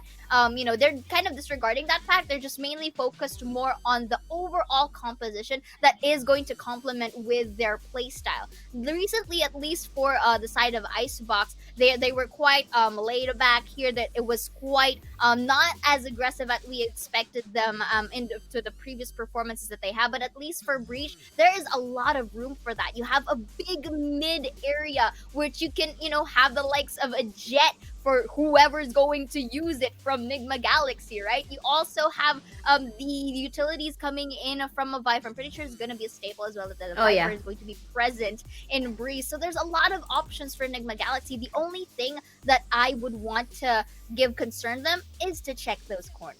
Yeah, and also another thing that I really want to talk about is just not about checking corners, but rather really the idea of being creative on this map. Because it's such a big map, there's so many ways for you to take a site. I've seen situations where a team is just able to not only, sometimes when you go through halls and you see someone maybe put a trap over on the edge there just to stop them from going all the way to spawn. So what you want to do is, but because it gives you access to doors, that's already so much space taken and so many angles, because when you have access to doors, you can pretty much already clear the back side of pyramids, which is where usually the staple or a majority where the players will be if they're taking care of that particular site. But this time around though, it looks like we're not going to be seeing any changes. This is the same lineup we saw last Thursday. And the thing about X10S this time around is after that match with Orangutan, it feels like even though they said, okay, we still want to play on this particular playbook's page, but we can always just kind of take the lessons we learned and still write something new. So I think that's the idea they would have. So Muffin, it felt like she didn't really have a lot of impact last Thursday. I'm sure that she'll be finding a different way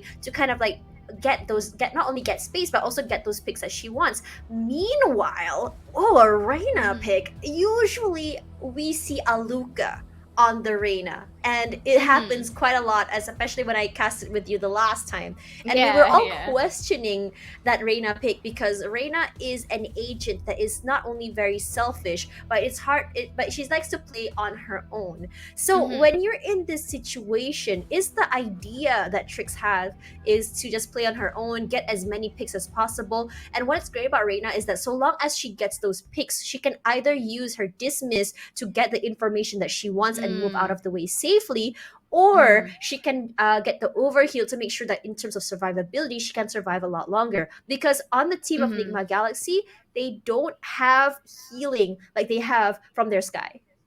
Indeed. And again, at least for X10 Sapphire, I am still quite and I don't doubt her as a Cypher user. I just doubt a Cypher in a Breeze. It's such a big area, right? Yeah, I would personally prefer either the likes of Chamber or Killjoy, but you know what? I feel like they still want to capitalize more on the comfort from X10. So looking at the composition for Nigma Galaxy, they're still gonna stick to their guns with a double duelist lineup. So this is actually quite good because it's quite your staple Nigma Galaxy lineup here, and of course Trix and Aya.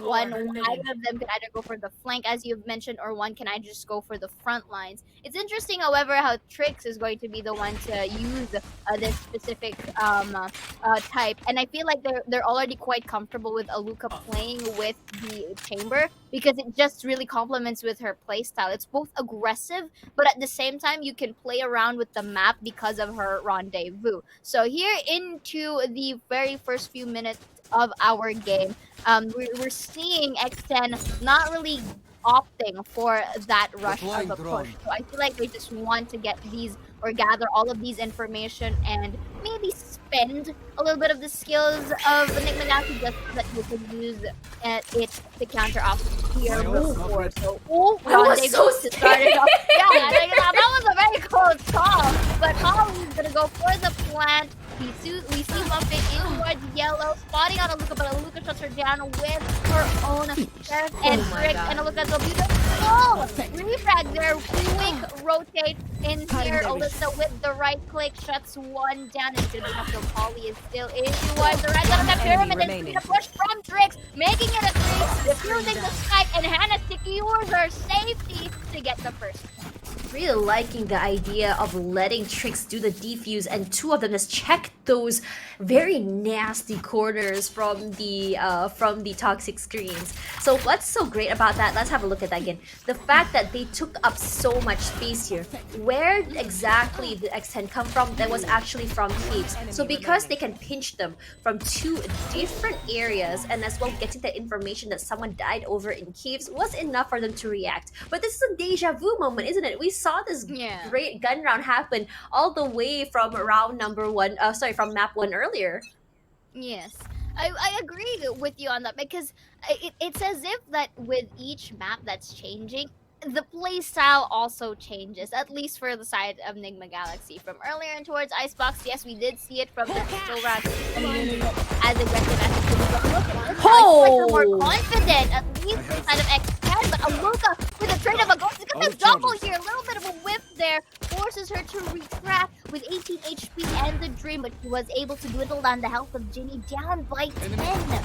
What's great about Ginny is that she just stays safe. All she has to do is make sure her teammates stay alive as Gwen immediately finds baby TZ out of the way. That's all the information gathering out of the way. Polly just playing for time here, watching two different angles. She loses one there at least when the sprays come through. Hannah sees the teammate Aya and Luca get one each. For now, very clean round for them as they really take the advantage, not allowing what happened in the last map where they lost round number 2 with the gun advantage.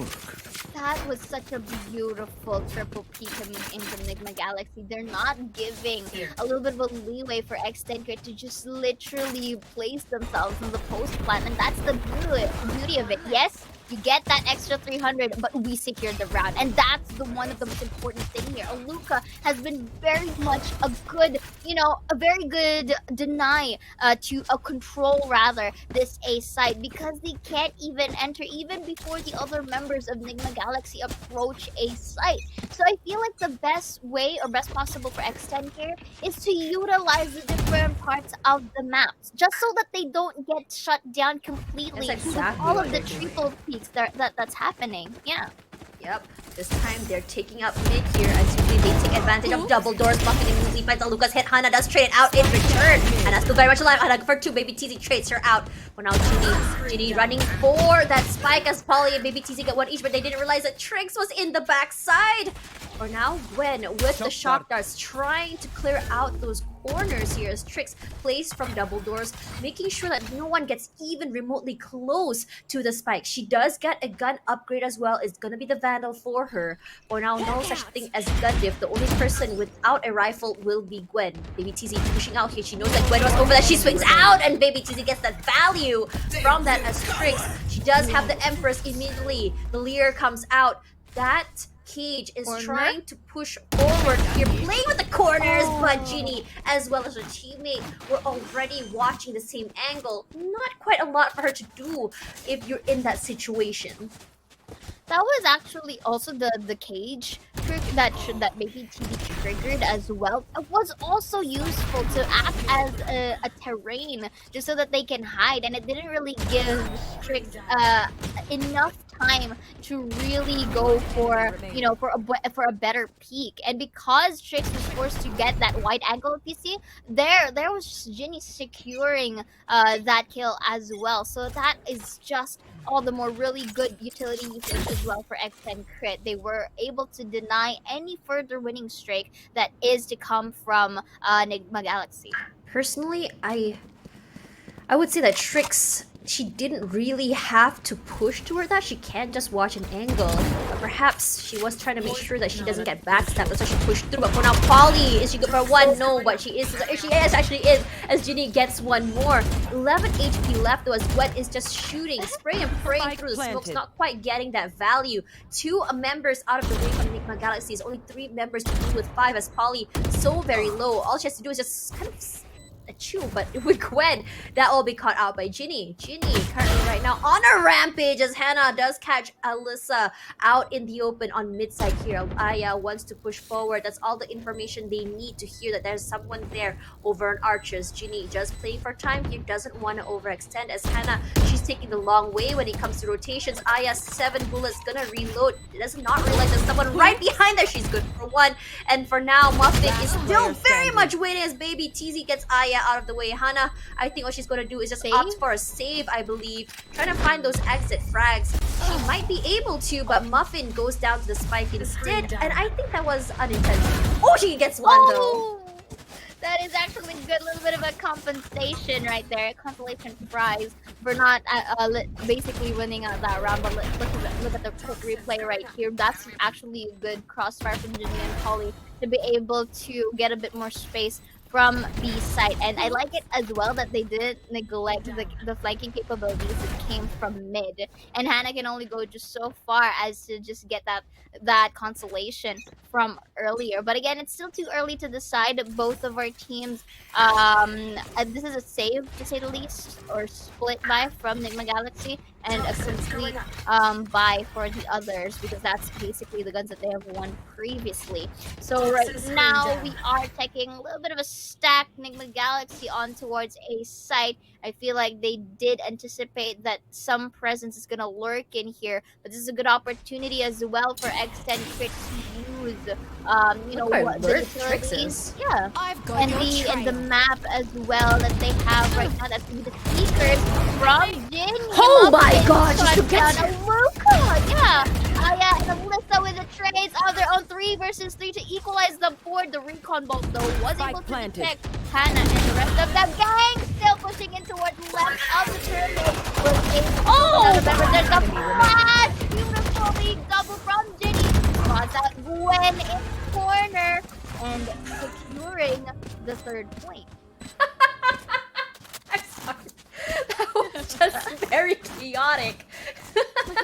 If you saw that just now, the flash came through and we saw them still push out, but regardless, look at how she got those kills right before the teleport. But Muffin was just on a rampage. But one thing that's great exactly about X10S was that you have like a sort of like stacked sandwich going on here.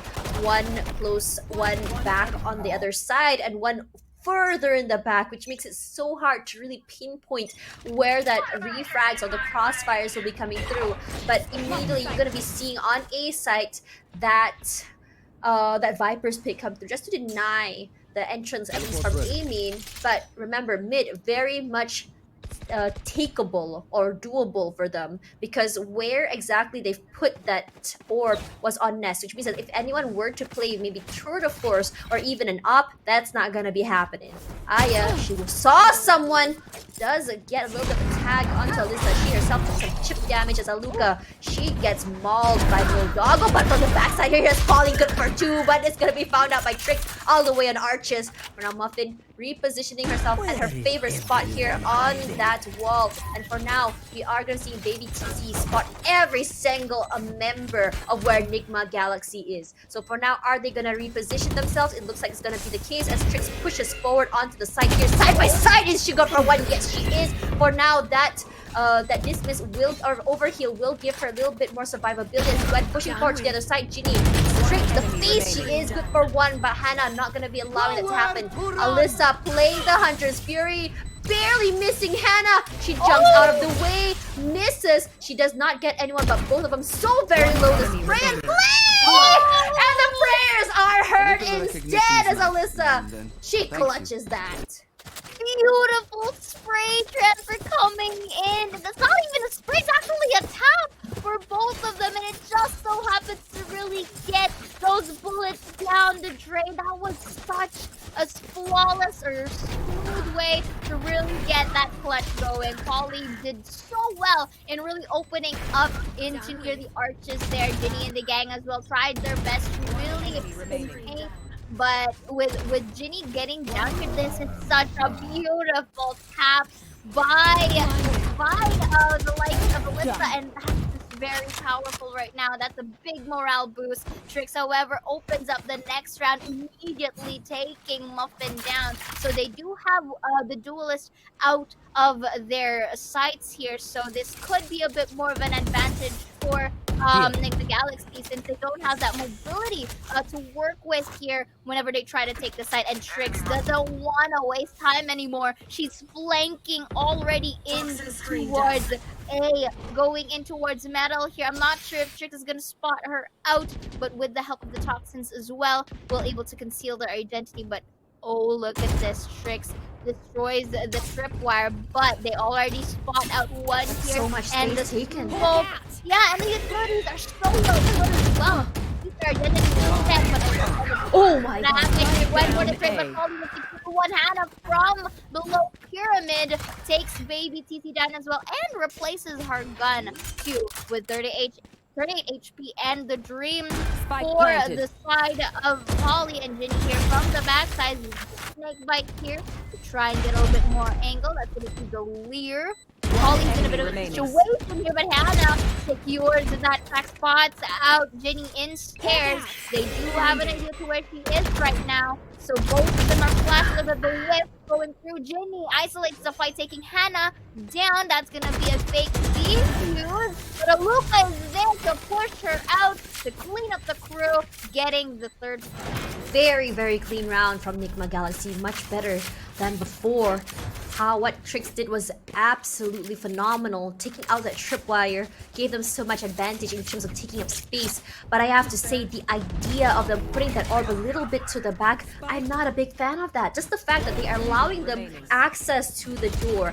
And this is why I really want to see a more aggressive sort of play in terms of where they want to put those traps, not allowing them access to take up that space. Regardless, they really managed to play that retake very, very well. It worked out in their favor, 3-4, and we see Nigma Galaxy just sort of like equalizing the round, just catching up in terms of points. If they can still manage this momentum, this might be a good thing for them. As for this round, Aluka is good for one up before Muffin just knifes her out of the way. Ginny, she has a Sheriff in hand and she has got a lot of value from it, but it's not going to be this time round as Ginny will be caught out by Aya. The spike does get dropped as Muffin finds Tricks all the way in tunnels.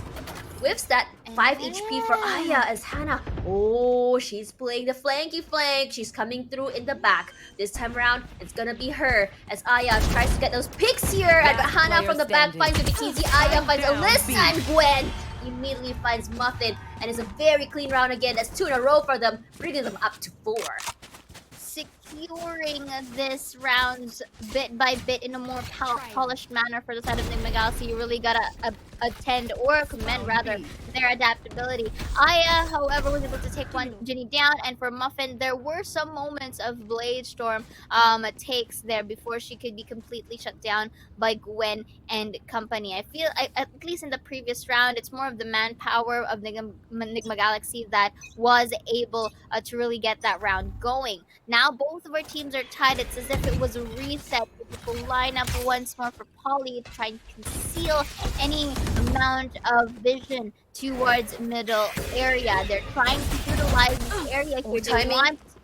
They want all of these presents, but look at the right, a beautiful dash here from Aya to save herself. And here just going in, and they know that they are already in B-side, but this is interesting for Nigma Galaxy. They're not neglecting They're making a wormhole.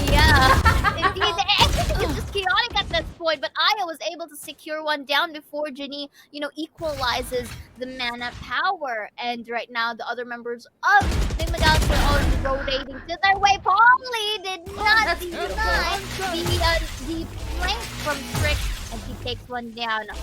Ooh, liking how Gwen was able to really tap Ginny down there, but Polly is on a roll in the flank, really denying every nook and cranny from Nigma Galaxy. Alyssa with a headshot here takes Gwen down, and I feel like Aluka can go for the save instead. She can go with that exit frags and try and save this off, because it's quite very useful as well for the defender sided, although we do see baby TZ as well in towards the arches, maybe trying to really hunt her down, denying this op, but it's quite a secure round for X10 Crit. I have to say that how X10S played that was just so very good. And how they played the post plant, it was like, again, that tiered sandwich or tiered Indonesian cake. It's in layers. How you have one person all the way in the back. For now, I don't think that Ginny's gonna find any value, so does Aluka. But coming back to my cake theory, I'm kind of hungry. It is lunchtime after all. So the cake theory. Why would you take cake in lunchtime though? I'm an adult. I do what I want. Dessert first. But coming back to that cake theory, look at exactly where they are. You put Polly all the way at the end, Genie at the entrance, and all the way to the back of site. We have one person taking care of arches and one person taking care of tunnels. In this situation, because you have every single site covered, you can not only pass out the information but also catch people off guard. And this is something that they learned because they don't want Hannah to play that flank that they did from earlier. This is honestly learning from your mistakes and just kind of like adjusting on the fly, which is something that we didn't see earlier. But speaking of that, Polly will find Aya with that entry frags, and Muffin finds Hannah. Tricks immediately finds Polly from the hit. She does have 2 HP left as she had to use Dismiss to actually reposition herself. Baby TZ pushing up right now. They do not realize as Muffin gets Gwen out of the way. Baby TZ, this is a very, very scary angle, and you can hear the soul of Sleepy TV yelling, check your corners! But for now, Trix, it's just her and Aluka. 2 HP is very scary as a chip damage can just bring her down. Ginny is pretty much primed and ready for her, just waiting for her to push out. All she needs is just a whiff, and that will be her through the wall bang. Immediately actually throws that guiding light to the backside, and immediately she knows Aluka is in the back here. Aluka, you can either save that op once again, or you can decide to get some value out of it. She's stuck right now as everyone is primed onto her. But Ginny, they'll be getting the kill. Round 10 goes to them, and it's a very clean round as they only lose Polly. Nigma Galaxy does have the tendency to slightly, push, but at the same time not overextend, and it's very evident for Trix's presence over here. Unfortunately, however, I feel like X10 Crit is slowly learning how to really get their footing down, and really turning everything into their favor. So the main thing, or the main concern that I'm starting to see for Nigma Galaxy here is that I feel like they're not quite used to being in a passive approach. Like despite being defenders, which is quite the essential way to go. Agree. I feel like they want to just really go ham and be aggressive. Because look, they're present. They're trying to extend themselves towards mid already, and that's very interesting for a defender side. But at the same time, you can't really blame them because you really want to get those points.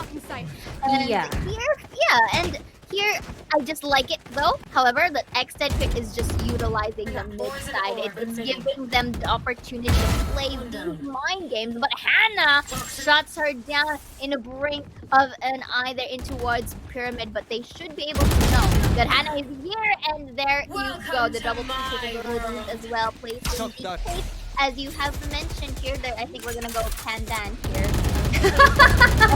Absolutely. Right click there, but touchdown. Baby TV from the pyramid to the left side of the map. The quick angle chip. She's popping That off. in the half. was beautiful.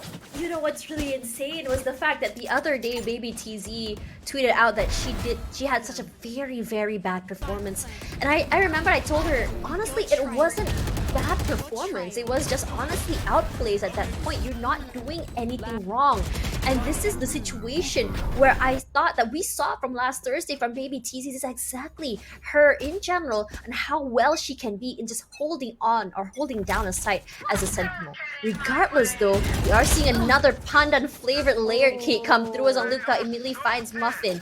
And to bring back the point you said earlier about Nigma Galaxy playing on the aggressive, I think what they want is those peak potentials early. But sometimes I really want to remind people that it's okay to play defensive. It's okay to play for retakes because you don't necessarily. It's just the fact that when you have strength in numbers, it gives you so much advantage.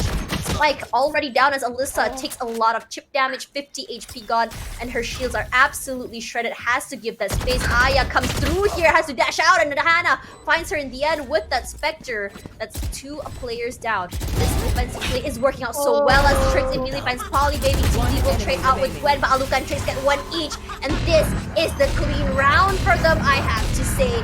And this sort of just wait for your team and play together is what we want to see from Nigma Galaxy. Indeed, I will agree with you on that. And again, you did say it. It's not Switching bad sides. to play defensively, and that's exactly what they did. They kind of opted for X10 are letting them go for that post plant just so that they can take this retake. Look, in towards the minimap that you see right here, they're basically sandwiched at this point. Aluka in the arches and 3 other members towards B main. You gotta commend them for actually taking their time to really position themselves to be ready for this retake for the side of Nigma Galaxy. And this is already the first half of our game number 2. So it meant that they were able to capitalize at least on towards their defender side or attacker side rather for X10, which is actually quite good. 7-5 scoreline is not bad, but for Nigma Galaxy, it's also possible for them to really catch up towards this scoreline right here because they have a Reyna, they have a Jet. That is a beautiful setup for an attacker side, and you gotta. It can take so much space. Yeah, it not just space but also entry and the flank. There, this is the variation that we've been talking about earlier, Tash, and I'm just really excited to see how Nigma Galaxy are going to play this through because if in the defensive side they are already that aggressive, what much more in the attacker side where you are required to be aggressive. Yeah, so one thing about Breeze that I noticed is that you have a little bit more of an advantage on attack. So the idea of what Nigma Galaxy wanted to do at first was to catch them off guard, not allowing them those points on the attacker side. So because they didn't really have too many points, because in my idea, in my head, if you are playing a map that can be a little bit biased, so long as you get 4 points and above, it brings you to a more secure round, especially when you move toward the more, I would say, aggressive round for them. And for this time around, it's going to be attack. So for now, how they want to play this is that you have the entry coming in from Aya, as Trix can just clear off the other side. She can play on her own, not only take up space, but also either heal herself and play for survivability or reposition and get that information. Or she can come up through mid, clear out, and just catch those people in those mid rotations. It can work. Or put Aluka there with her trademark being the anti-flank, the anti-lurk, and have her catch those in the mid rotates. So there's so much potential in terms of what their agent composition right now, because it allows them so much flexibility. The change or change ups they can do as well. So for now, exactly, I mean, we did see those the anti lurks to be coming in from Poly from the side of X10S. So I wouldn't be surprised if we were perhaps to see Hannah do the same. So who knows? That's just the beauty of the lineup coming in from Nigma Galaxy female. So now coming back to this, Hannah is the one to be on top this time with 14 in her pocket on defense side. And honestly, it's not surprising because how Hannah plays with her utilities makes her a very, very scary and powerful Viper. And this is the same that goes for Poly. If you know there's someone inside of your smoke, someone who just went through your toxic screen or even your snake bite, all you have to do is pretty much just spray and you can already get a lot of value out of that. So X10S, another reason why they're just so scary is because that survivability coming in from Ginny as well allows them to live a lot better. It doesn't really matter about the chip damage. And in hindsight to that, I just really hope that X10 is able to really find a better or a more polished way to really defend these sites, because yes, although their overall composition is really made for this said side, I'm still quite concerned for Baby TZ's Cypher here, because yes, the skills are quite okay, at least in how she uses it, but the problem is the tripwire and the cage, it can only go so far. What if Baby TZ was the first one to get first blood? What is your source of utilities now? What's your source of intel this time around? And for that, it kind of requires a huge amount of effort to keep everything alive. So Polly is going to stay here and towards the sides, denying that drone as well. Will be putting it down the smoke. Indeed, she repositions just before she was able to put the smoke down. That's gonna be the clear. But that's that's there. beautiful. Go for the trade. Muffin for the refrag. However, Aluka takes advantage of Ginny being off angled to Muffin. Will be refragging her falling comrade, making it all into a now 2v2, which is actually a very good discipline for X10 crit, but I'm not sure if they still see Gwen here at stake. That trap make it one, not gonna be another, but does dwindle her health by half. Now they do sandwich her from between, goes above and beyond yellow, and takes the right click for Aluka to take 3k. This is a bit mean, but I was really hoping for Aluka to jump down and 9. Oh, you. I feel like it's something Okay, you will do that. Oh yeah. I mean, we did see Kachao do it twice. Okay. Truly. Well, they say that if you have a moment to knife, why don't you take the leap, right? I think Aluka probably changed her mind because she decided to play safe instead. Regardless, that was a very clean round. You actually saw so much space taken, but I'm really liking that proactive sort of play coming in from Muffin as well. She was already pretty much stationed at mid just to catch if anyone wants to play off mid or take up more space. But the idea from Nigma Galaxy was we don't have to take up space on mid. All we have to do is just wait if someone were to push up through halls. And when no one pushed up through halls, what they do, they just immediately went through doors instead. So because they had so much space, that was exactly what I was saying. Because when you have access to doors, you can clean up so much area in the back of sight. And not just in the backside as well, but of course you gotta go in towards the front lines as well. And again, the usage of utility is very much vital and in terms of really getting this map going. And so far for the side of the attackers for Nigma Galaxy, they haven't completely take use of the middle site. I feel like it's more of a conditioning progress for the side of Nigma Galaxy that okay, if we're not gonna be successful at A, might as well go with B. And maybe in the later times they would see mid as fit, but right now Trix and Aya is just capitalizing on the west. Oh my god! But there's the shutdown that is gonna happen. Alyssa with the classic takes Aya down, but they are quite pinned into a manpower disadvantage here for X10 Sapphire. Indeed, and only that they're quite injured here. Ginny can go for the heal, but it's only Alyssa that can go with a complete one. There's so a saying now, for that. Yeah, what's the saying for that? Ginny will say, I crawl so that Alyssa can run. Oh wow! Okay. That's Let's see exactly if what they it do is. crawl. Let's see if they do that. But you know what? Right now, Nigma Galaxy secures the spike that is planted on towards. I'm not sure if they do. Wait, Ginny? over Enemy here. remaining. Oh my god! Spots out Ginny here, and Ginny, she had the Revealing reflexes area. going. It's just that Aluka was in a good position right now, so Alyssa break. checks the behind, but Aluka takes that Spectre and cleans it up for the crew, equalizing our board tap. That was sneaky. Look, that was hella sneaky. I have to say. But I like the fact that Nigma Galaxy were just saying we have the advantage in terms of guns. So what are we doing playing defensive? Let's just push out. That can work out so well for them. And look at this, because they had that gun advantage, they pushed out, they catch them off guard. And this is what we want to see, this proactive play. And I'm really liking that Nigma Galaxy did that. Regardless, that's 2 rounds for them. And this, as in the words of the wise YOLO Lee says, this is where the trial is, isn't it? Because that's where they don't have in terms of guns, because we have Muffin with the AWP and 4 other rifles compared to the team of Nigma Galaxy.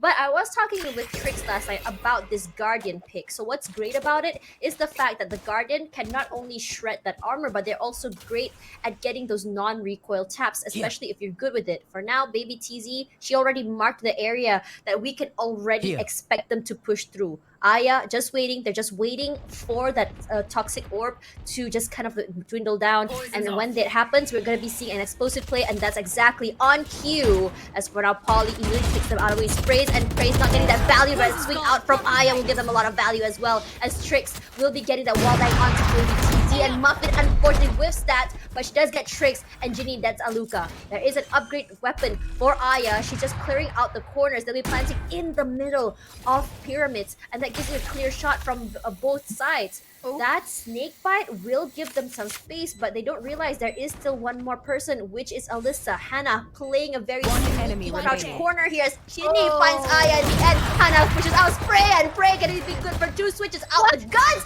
That's insane, Hannah! Oh, that's fast reaction time as Hannah. She's good for 2. 30 HP, one-on-one situation. All Muffin has is an no, she doesn't. She has a Spectre actually. She's sticking it. She's just get it to half. For now, she gets off that. They're just trying to find Ring around the Rosie, but Muffin will be the one to get that value, and it brings us to 8-7. That could have been like for Hannah buying time, but did you see how suave she was when switching from a Spectre, jumps out of the water and just get that Vandal going? That was so smooth. I can't even do that. I am panicking if I do can that. imagine her Look at that, look at fingers. that. Her fingers are just like. Their speed. They don't. I wish I had blue switches right now just so I can emulate to you Yeah. guys how I feel the like panic clicking would sound like. So speed, and I really love that coming in. I feel like Hannah is playing rhythm games, but you know, yeah. I mean, but you know what? Also, it's a rhythm game.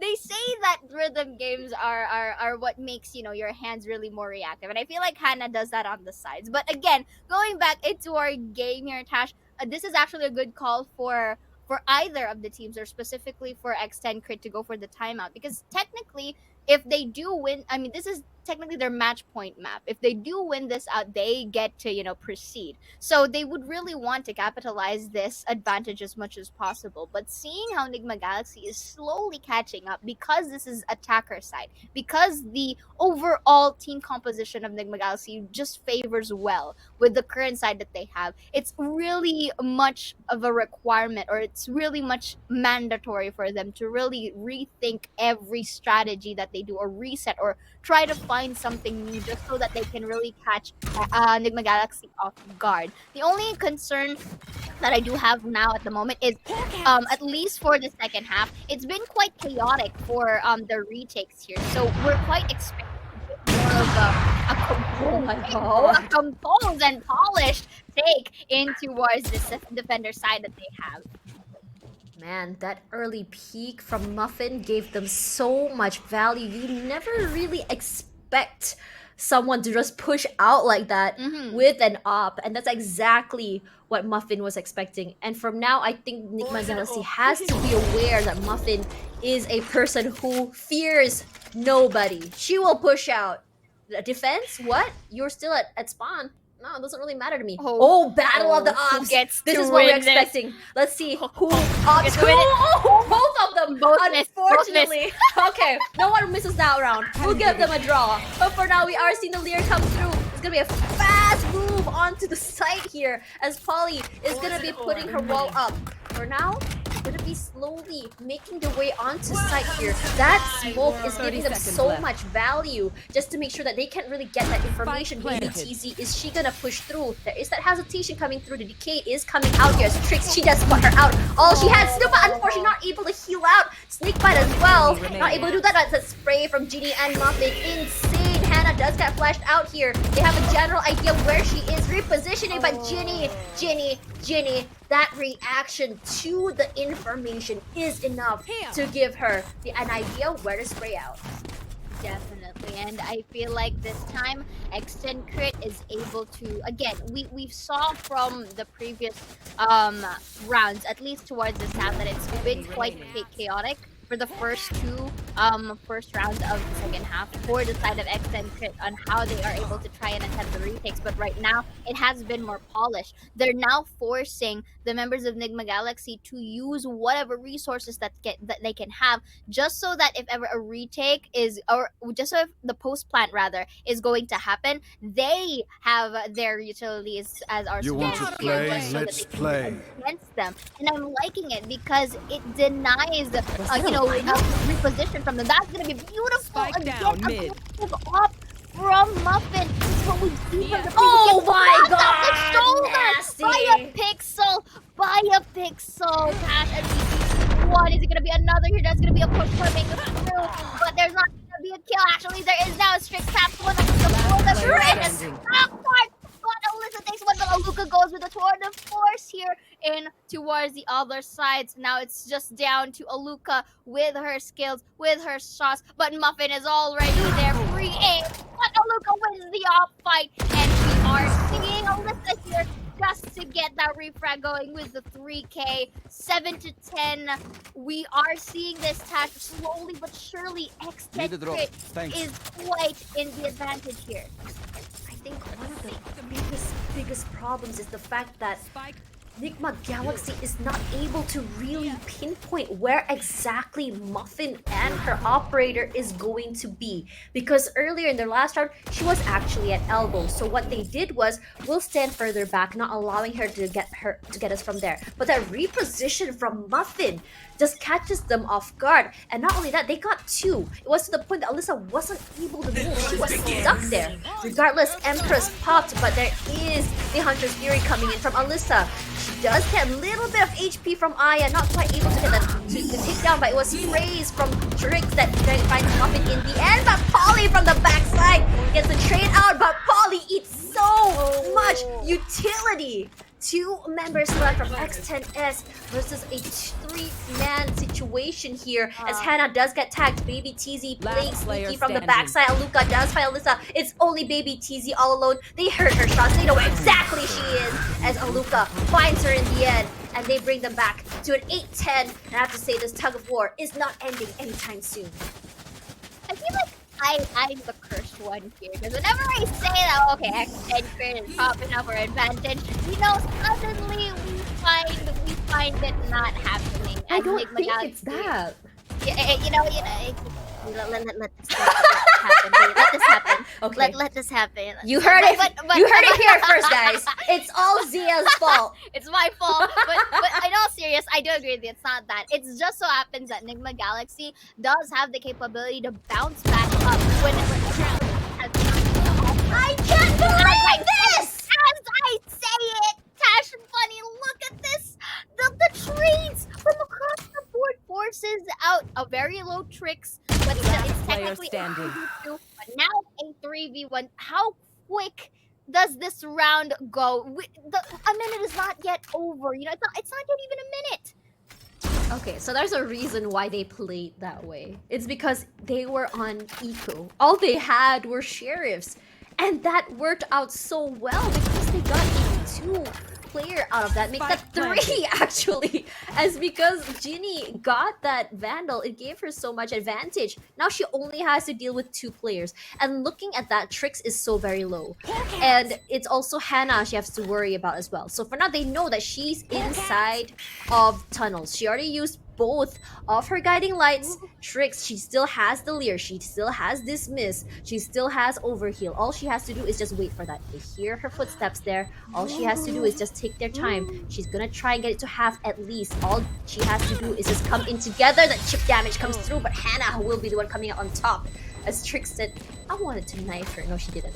Trix is a nice girl. She's not gonna do that. She's not gonna do that. Don't let them do bad things. I don't know, Trix is gonna hear this and she's say, Tash, I am not that kind of person.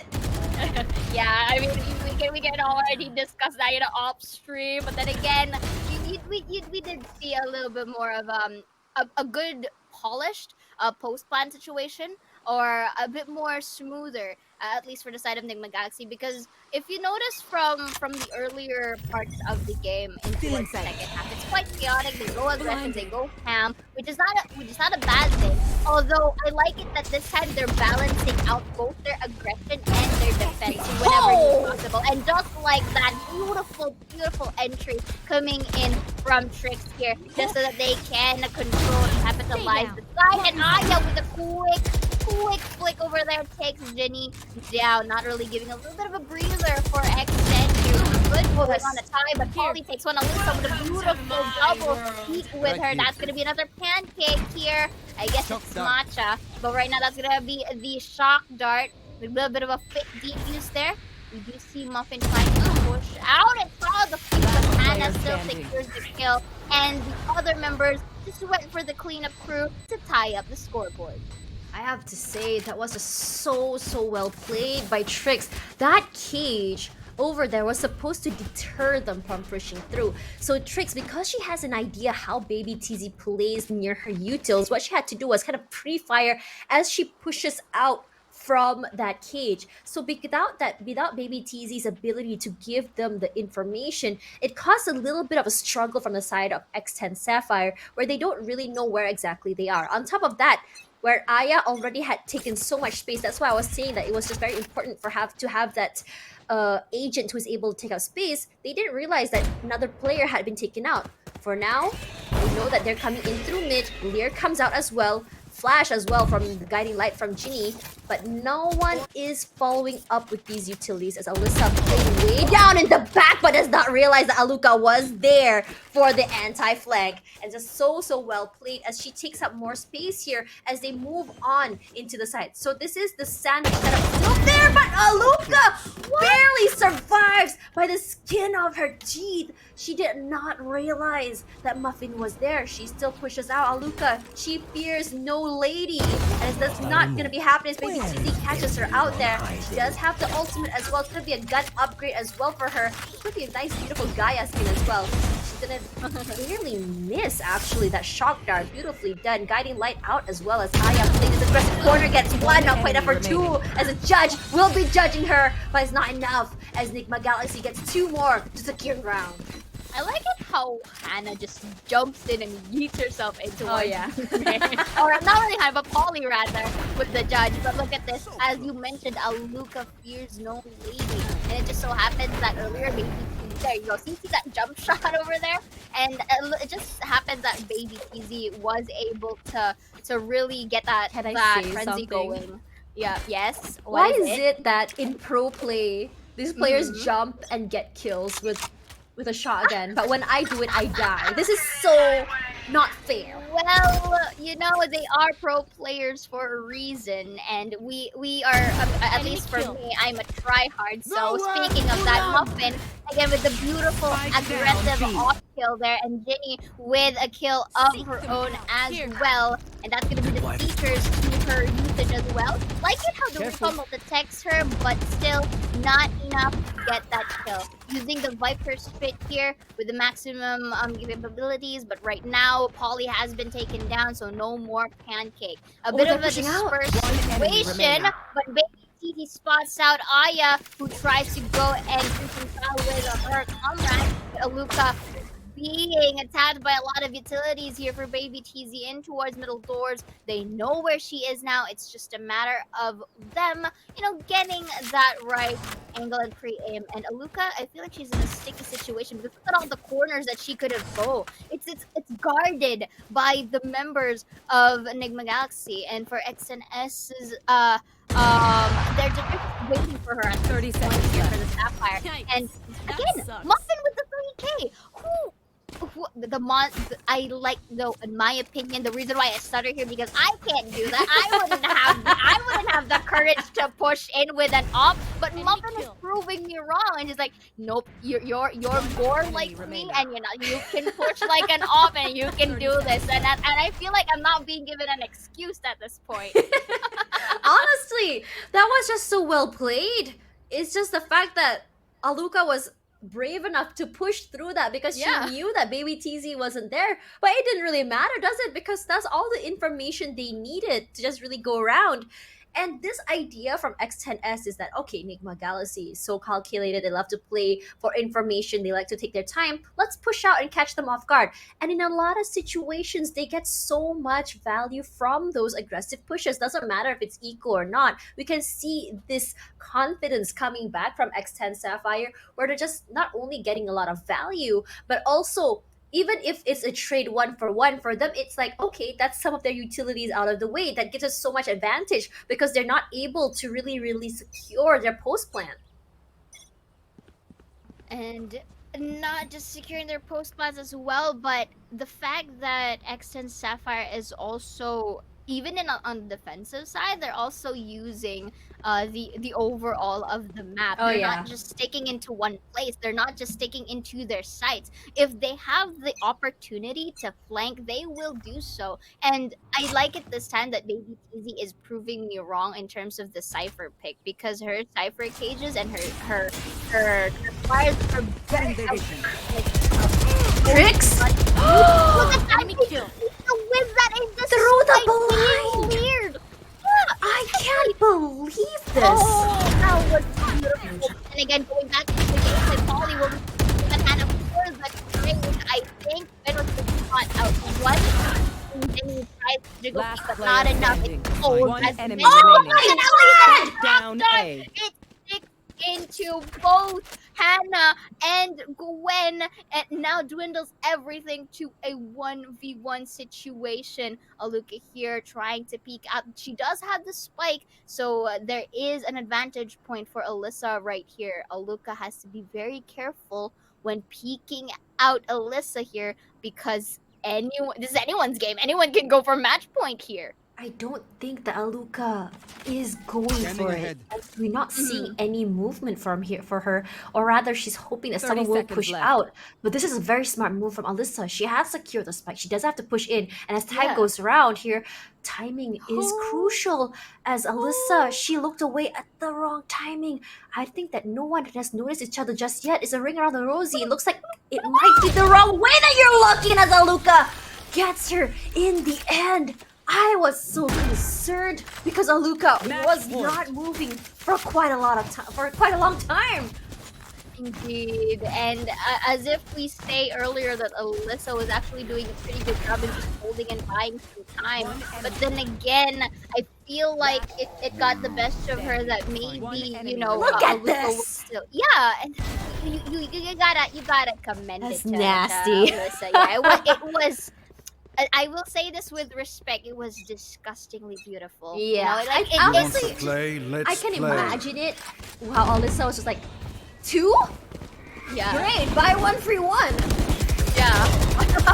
Like for discounted, you know, prices on sale, but right now I feel like Spike no one is down, actually B. going for discounts, and the Last player X10 standing. Sapphire dwindles everything we're going into into Aya's overtime. hands here. We might be going to overtime here, and Aya being surrounded by a lot of people who does not know ones and arches. Ladies and gents, and all, you know, preferred orientations, we're going to overtime. Switching sides. Honestly, Overtime. this tug of war will not stop anytime soon because True. I honestly at this point thought that Nigma Galaxy would be able to close the game, but the fact of the point is Nigma Galaxy is just not able to get their strats going because of this aggressive playstyle from X10 Sapphire. This was what I was questioning last Thursday when we saw a more reserved X10 Sapphire, and I'm just wondering why this reserved playstyle? Why are they more defensive? But I guess they really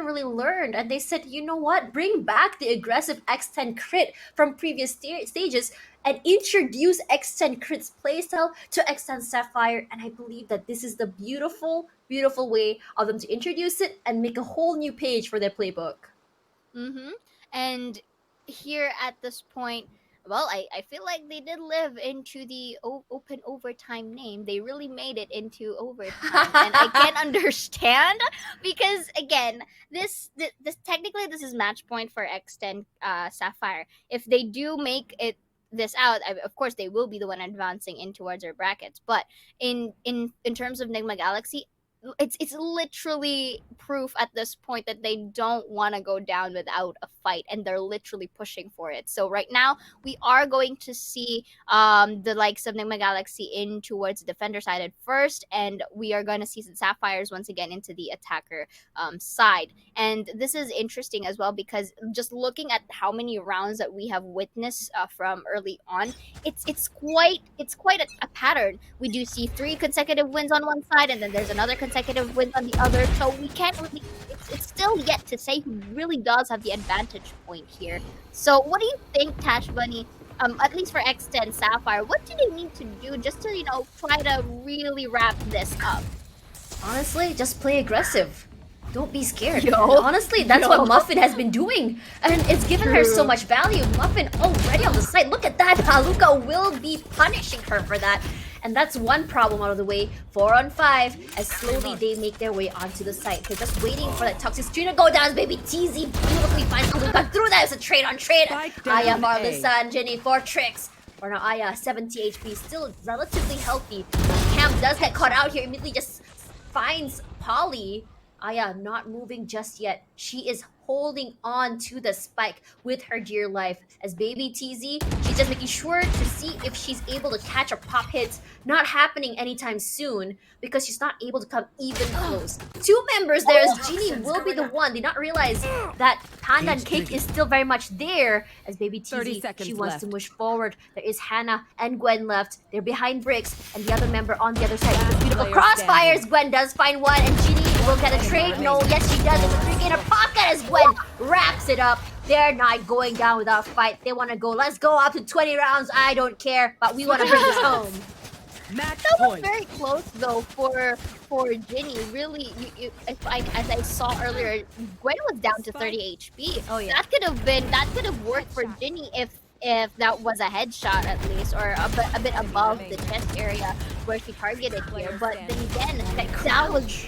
Yeah, the crouch for Gwen basically also saved her life right there, just so that Nigma Galaxy can get this 13th point. So right now we're going to switch the sides once more. We're in, the Oh, this is Sapphires. Muffin's favorite round. Yeah, I feel like she's gonna be aggressive again with this operator. See, the operator is already in her hand right now, so I just really love the aggression. But it's quite interesting that the aggression is coming from the defender side and not attackers. Well, basically because more of the foundation of their composition is defender sided. For now, baby TZ, she's playing that corner that she loves very well. Trix just waiting for that orb to go down. And this is what Nigma Galaxy is great at. They know how to just take their time and just to sort of wait down for all of that. Lear comes out right now. I don't know if they're very aware that there is a rare baby TZ play that corner. They did flush her out. She is forced to reposition herself. Another Lear comes out as well as Alyssa does find Trix in return. Gwen with only 43 HP left. She's pushing forward and she's going to try and get those hits, but it's going to be TZ first, and Aluka and Aya get one each. There's only 2 members left versus 3, but Ginny is good for 1. She can heal her teammate if she needs to. Aluka just waiting, trying to get some information here as Ginny playing from double doors. Muffin is gonna go for the up, unfortunately not connecting her shot. She tries again, but that reposition coming from Hannah is absolutely crucial as Ginny, she throws a shot from double doors. They know where exactly she is. Flash does come out as well, giving her all the information she needs. That crossfire doing so well. Hannah does find her. You hear the beep coming through as Muffin pushes forward to the side here, and Hannah gets it! Attackers win. 14-12, and we're going to be seeing a 1-1 score here from Nigma Galaxy Female. They literally said we're going to take this to game number 3, and they did. Nigma Galaxy Female really bested it out here in Breeze, and this is their map pick as well, and they have done wonders here, Tash Bunny. And those games were so intense, we couldn't even tell at that point who gets the upper hand with all of those consecutive streaks from either side of the team. And they really did their stuff. They did everything in their power for them to really get into the scoreline that we have right now. But then again, really kudos to both sides. It was super close. Where in X10 Sapphire, they did have the moment wherein it was supposed to be them wrapping up in the bag, but Nigma Galaxy just says no. We are getting to bind. Yeah, Bind, I think it's going to be a very, very close one. We've seen both teams really, really perform on this map. But for now, let's have a look at the stats here. As we see Aluka taking the MVP for the winner side, and for the SVP, or rather MVP for the loser side here, will be Polly. So it's going to be a 26 kill in the bag for Aluka with a 266 combat score and 2.1 KDA. Very almost similar to Polly with 21 in her bag with 257 and 1.5 KDA. So for now, this is a very, very close match, and it's because of the unpredictability coming in from both teams. When it comes to unpredictability, you really gotta give it to Muffin. Her very aggressive plays and repositioning has given her so much value in those early frags, especially on the defensive side. Meanwhile, from the side of Nigma Galaxy, the point of having Aluka as that anti-flank, as the anti-lurk, has been giving them wonders, because you really catch people off guard. And it's not going to be, and we saw that happening on Icebox as well, it's not the trademark that is catching anyone on the mid lurks. In the mid lurks, I was going to say flank and lurk, and it came flirk. Wow. But anyways, coming into that, when you put an actual gun instead of a trademark, you get that value as well as that information. So the idea of Nigma Galaxy female is play off information. It works out so very well.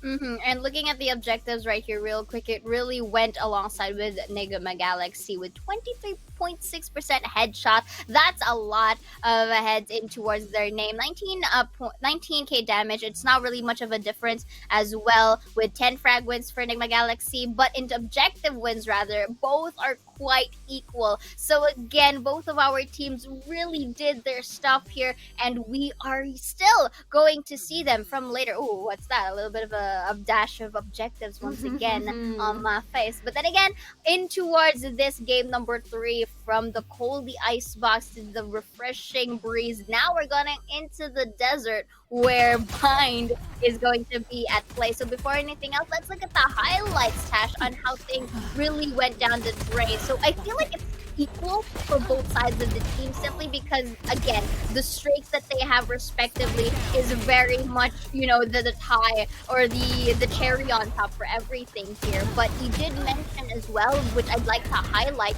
that Muffin, with her verticality in terms of her weapon usage and her aggressive being the Chet, is very much, one for the Sapphires. For Nigma Galaxy, however, it was a very interesting twist for Nigma Galaxy, with having tricks as Reina and as well as Hannah just really popping off with her utility usage alongside Gwen.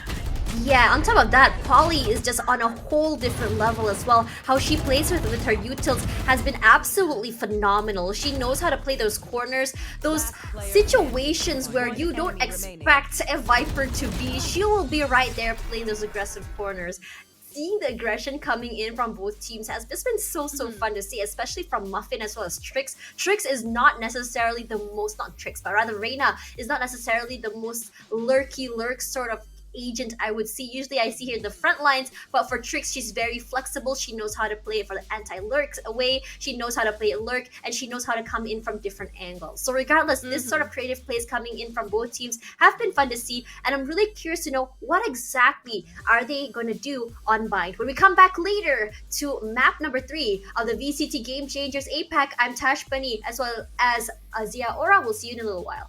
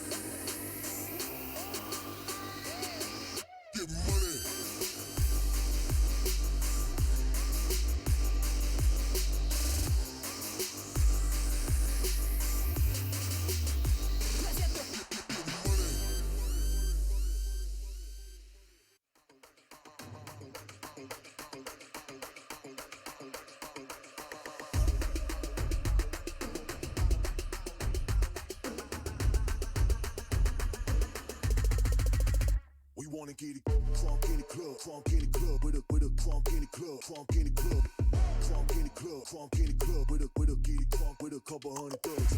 Crunk in the club, crunk in the club, with a crunk in the club, crunk in the club, crunk in the club, crunk in the club, with a get it crunk with a couple hundred thugs. Everybody round, everybody round, everybody round, everybody round here. Everybody round, everybody round here. Know we getting hype. Everybody round, everybody round, everybody round, everybody round, everybody round here. Know we getting hype.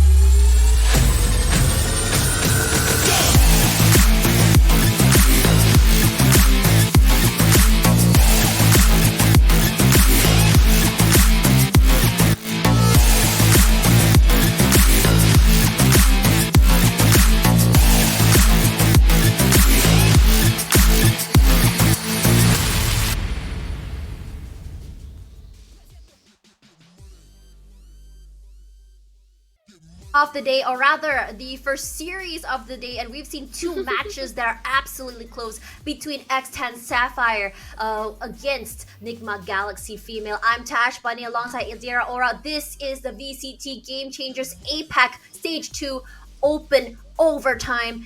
And honestly, this is one of those situations where I have no clue who will be going over to the next stage or who will be going home. Indeed. I mean, with both of the games that we've witnessed from earlier, it's really quite hard to determine who's who. But then again, let's go to the quick map roster that we have. So earlier on Icebox, X10 Sapphire was able to win it out with a 10-13 scoreline, and then on the Summery Breeze, we do see an overtime that has happened, to which Nigma Galaxy was able to conquer. The decider map is going to be Bind, to which Nigma Galaxy banned out Ascent and Split for the side of X10 Sapphire. So right now we are going to see who gets to have the upper hand in this decider map, because looking at the quick stats right here, X10 isn't really having much of a great day with their bind, to say the least, at least for the stages, because they out of 5 games, they were only able to win it twice. And for the side of Nigma Galaxy, their bind plays, or their bind performances, out of 4 games, they were able to win it thrice. But then again, this is just, a stats wise. I mean, we have been seeing a lot of teammates that really defy numbers. Yeah. So when you come back to numbers, it's just a piece of paper. Sometimes it's just like in the moment. There's so many things that happen. There's so many things that happen in a match that can really, really change the course of a game here. And in this time, it's gonna be Nigma Galaxy. So when you think about bind, it doesn't necessarily have a mid area to take. So it's more about just playing those sites and who can actually get control of those teleports. When it comes to teleports, you can either play inside and get those picks, or you can just kind of fake through it, which is why a lot of teams, some of them, they just don't want to deal with it. They just kind of like throw it out all the way, or some teams, they really, really want to abuse it. Regardless of how they want to play it though, this map is, I would say, it's a bit tricky to play, especially on attack, because it's a lot of chokes. And when it comes to those chokes, you have those long range areas where you see agents that do thrive with those long range such as Chamber can really take a lot of advantage. And in a lot of situations as well, if you really know how to time your teleports, time your lurks, you can also play for those pinch situations, especially for teams that really take their time to come onto a site. Regardless, for now, what do you think might happen, and what in your if you had a choice to have an agent lineup for this map, what is it going to be? Well, I do am, especially in the specific map such as Vine, I'm really eyeing out for the likes of Brimstone Breach. At least for me, Breach has been very much popping off recently, and of course, they're still their very own usual picks for the side of the duelist, either a Jet or a Reyna, whichever ones they want to be comfortable with. So we have that, but I am quite, call me crazy, but I feel like this works for me personally. I'm not sure with other teams, but I would like to not really expect, but if a Fade may go in towards this map, I will be very much happy, because Fade is just so beautiful in this map with all of her information gathering and the fact that she's able to cancel out both vision and audio cues. You would really want to utilize that in such a map such as compact as Vine. So one thing that when on the VCT APAC panel that I was talking about with Tricks is how Fade can be utilized. So some people, they would run Fade with a Yoru because you can hide the TP sounds. You can also run a Fade with a Sky. That's Tricks' favorite combination. I'm kind of hoping that they bring it here as well, because you can clear out so many different angles. And on top of that, when you clear them out, you also get a concuss, which means that you can just follow up those utils as well. And on top of that, sometimes you can see a very oppressive sort of situation with a Sova and even a Fade for that hard recon, hard intel versus soft intel. So regardless, what you can do is, once you want to play a Fade, you kind of have to match it with someone else, because you can get so much value, especially if you run your Prowler with another person in the backside, because you are able to get that shield as well as catch people off guard. Or maybe you can kind of connect your Haunt with a Prowler, or even your Nightfall and Prowler if you want to. But we've seen some Indonesian teams over on VCT APAC run a very interesting combo where they play Fade in a very aggressive duelist way, which can also get a lot of payout. But regardless of that, I still think that playing it with your teammate can give you a lot more value. But no Fades in this lineup, as we see a more standard sort of play here. And I think this is a very interesting thing where you actually are seeing a Brimstone and your Breach on the one end. Ooh, I actually am quite interested with how these teams really go with how they take Bind, because it's quite different. We saw earlier from the likes of X10, Sapphire, they are going to go with they do have flashers. They have a lot, actually. They have two, in fact. We have Breach and Sky. Yeah. There's also the concuss that comes from both of them as well. So really, it's really a good tandem. But I like it how there's a vast difference in how both of our teams take this, because it's a completely different lineup in comparison with Nigma Galaxy. Yes, you do have Gwen with the Sova once again. They are still gonna run with a double duelist lineup with Aluka, not with a Chamber, but now with a Raze. So that is interesting. And Hannah, instead of a Viper, will be sticking out with an Omen in this very few parts of the game. And we're going to start it off right now here, Tash. A little bit of a chip damage there, as he has acquired, but Muffin is whittled down to a half at this point. And Muffin is also using a Raze, and which is what I like, because Raze's satchels just really work well, surprisingly, within this map. Yeah, and on top of that, her pain shots can also clear so much of those corners. But Aya, she does get concussed there. I believe it was from the fault line. So that's already used up. And this slow sort of situation for attack for X10 is not very well, because they had actually utilized a lot of utils already without getting some value out of it. For now, this is the rush through coming as well, as Alyssa, as well as her teammate, is going to push through that Hannah smoke. Muffin, 45 HP left. She will be the one moving forward there. She wants to move to the backside, but it's kind of hard to see when you have two of these smokes on one end. She's want to watch this area here, as Hannah, they didn't even realize that she actually is inside of Lamp. So for now, it's going to be Gwen. She is good for one. Aya with the crossfire does get one end as well. Aya, oh my god, she is aggressive. Fast reaction time there is Ollie. Last man standing. And I think we can safely say that in 3 of these maps, round 1, Nigma Galaxy really Oh, shines. no, you don't Really, deserve indeed. my And the attention. fact that they were able to play with the time, yes, they did allow for the post-ban situation to happen. They were able to find out the spike, but Nigma Galaxy really placed themselves in a very good condition. Look at this beautiful like right kick from Gwen, plus the refrag Enemy from remaining. Aya, and that quick Last turn player around standing. as well in towards that side that also really was detrimental in them really taking down the members of X10 Sapphire. So right now we are still seeing it's slightly a bit too early to say the least to really conclude who gets the upper hand. But at least for the second round, it is expected for Nigma Galaxy to win it, not just because they have better weaponry, but of course they were able to Are do you? it. So what's stopping them? But look at that! As you know what, I'm sorry to cut off such buddy's like reaction, but yes, are you kidding me? Are you kidding us?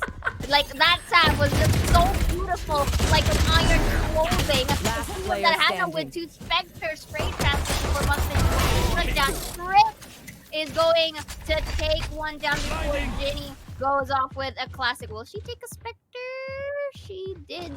And there you go. And now the hunt is there. Aluka once more with her magical taps. Is it going to push through? No. There's going to be a teleport that's going to happen. And look at how the 3 Musketeers just really go far beyond in towards the spawn. But, ooh, looks like Aluka stays in towards B. They weren't sure if it was a fake teleport or not. Spike But plant. for now, it's gonna be a really far rotate there. She takes a lot of space here as Aya just secures it. All they wanted was that plant, and it's gonna be that. Regardless though, Hannah and Trix, they lose their guns as we move on. And round number 3 is gonna be where the trial happens per se, was they have to go against those rifles. But to me personally, depending on some maps, especially those maps that have a lot of close angles, you can get a lot of value with just those specters. You don't necessarily need rifles, as you know the sprays from a spectre can be pretty player deadly standing. when you think about it. And again, Ginny, she always gets value from a classic. I don't know what kind of voodoo or spell she kind of put on her classic, or rather what kind of relationship she has with that classic. But every time she's on a classic, she gets a lot of value from it.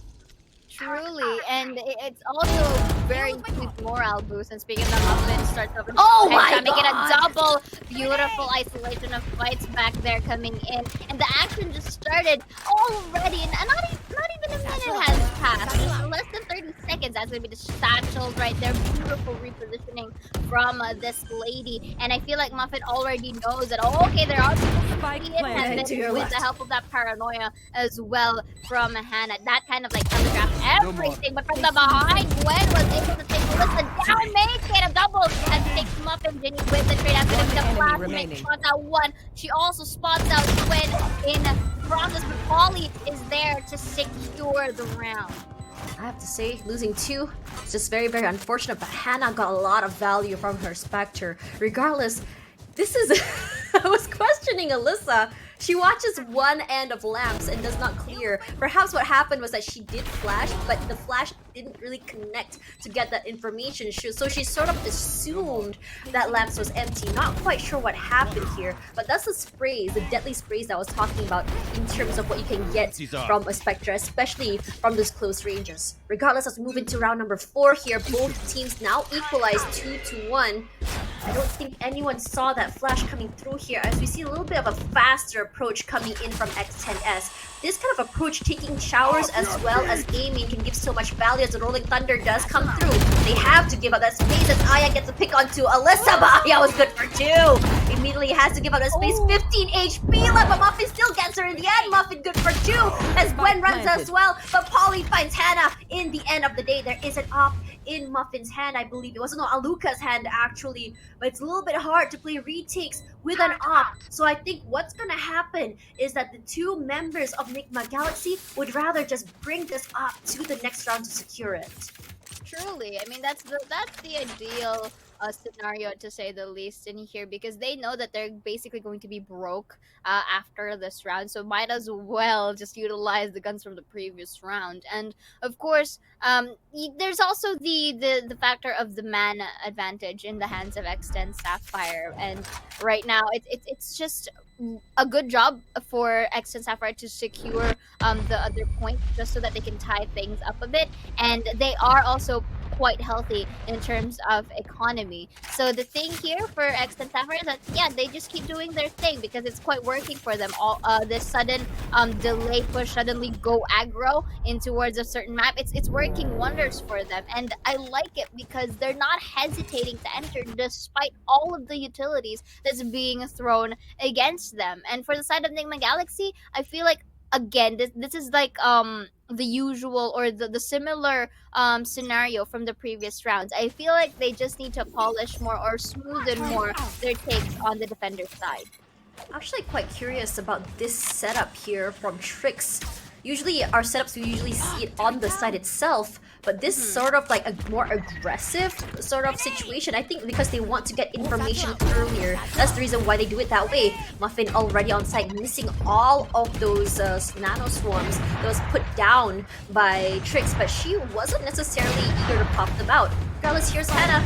She does have a sheriff in hand, but she wants to throw out that paranoia just to give her teammates some space, trying to just time it out at the same time with her friends here. Two of them already out, and that aftershock will delay them to push them onto site. And for now, Muffin immediately breaks that Roomba. And for our Trix, she's good for what? A very aggressive sort of play, but here comes the party. She says, unfortunately, does get still one as Gwen and as well as Aya get one each. Very, very clean. And this sort of teamwork from Nigma Galaxy for the retakes and how they communicate with each other and how they use their utils is what they should do. And I'm really liking this change and adaptation. Truly, and it made into a point where Nigma Galaxy really did polish out their retake this time around. They were able to make it into a printer run. They sandwiched out the members of X10 Sapphire, and of course it was also a nice try for Muffin and Ginny to just basically go in towards Tin Can of B site just so that they can get a bit more footing and, you know, very unpredictable movement. But then again, unfortunately, it just really led to them telegraphing more or really telling the members of Nigma Galaxy all the more their location, and the likes of those who are in elbow and on B garden were able to capitalize on the advantage positions that they have.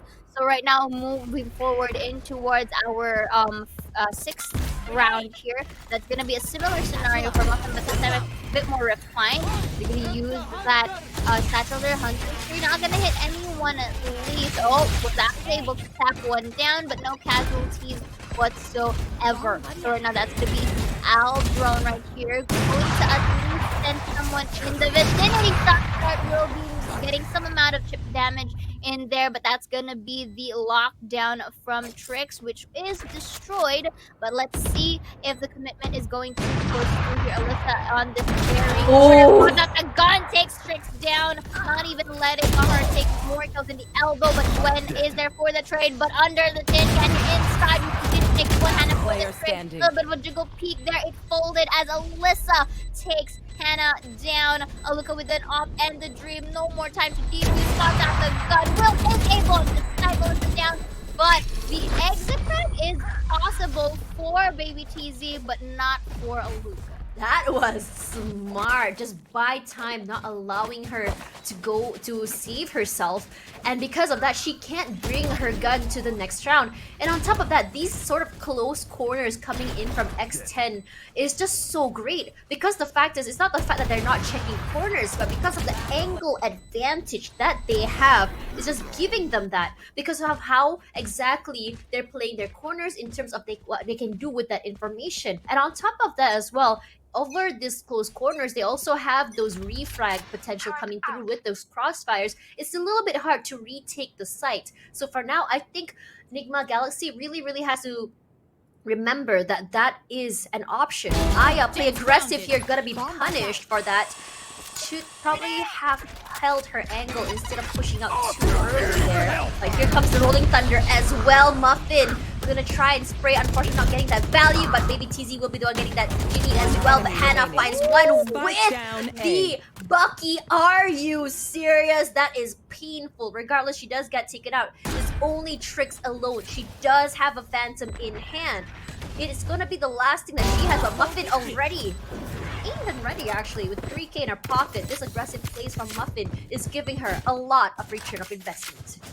Truly, and for the side of the Muffin, the fact that she is able to anticipate already the location coming in to where Trix is at, it's just all the more good security for the side of X10 Sapphire. So right now, it's as if they're just returning the favor to what Nigma Galaxy had to basically throw at them for the previous round. So looking at the rounds real quick right here, 2 consecutive wins from Nigma Galaxy, 2 from X10S, 1 of each, and then another 2 from or another one at least for X10 Sapphire. So there's still the trend that's been going on here ever since game number 1. So it's quite safe to say that both of our teams are quite consistent. It's just that the way that they play is quite different. We are seeing some chaotic tendencies for Nigma Galaxy, but hey, it works. For the side of X and Sapphire, we do see a little bit of a tone down that happened, then suddenly goes aggro.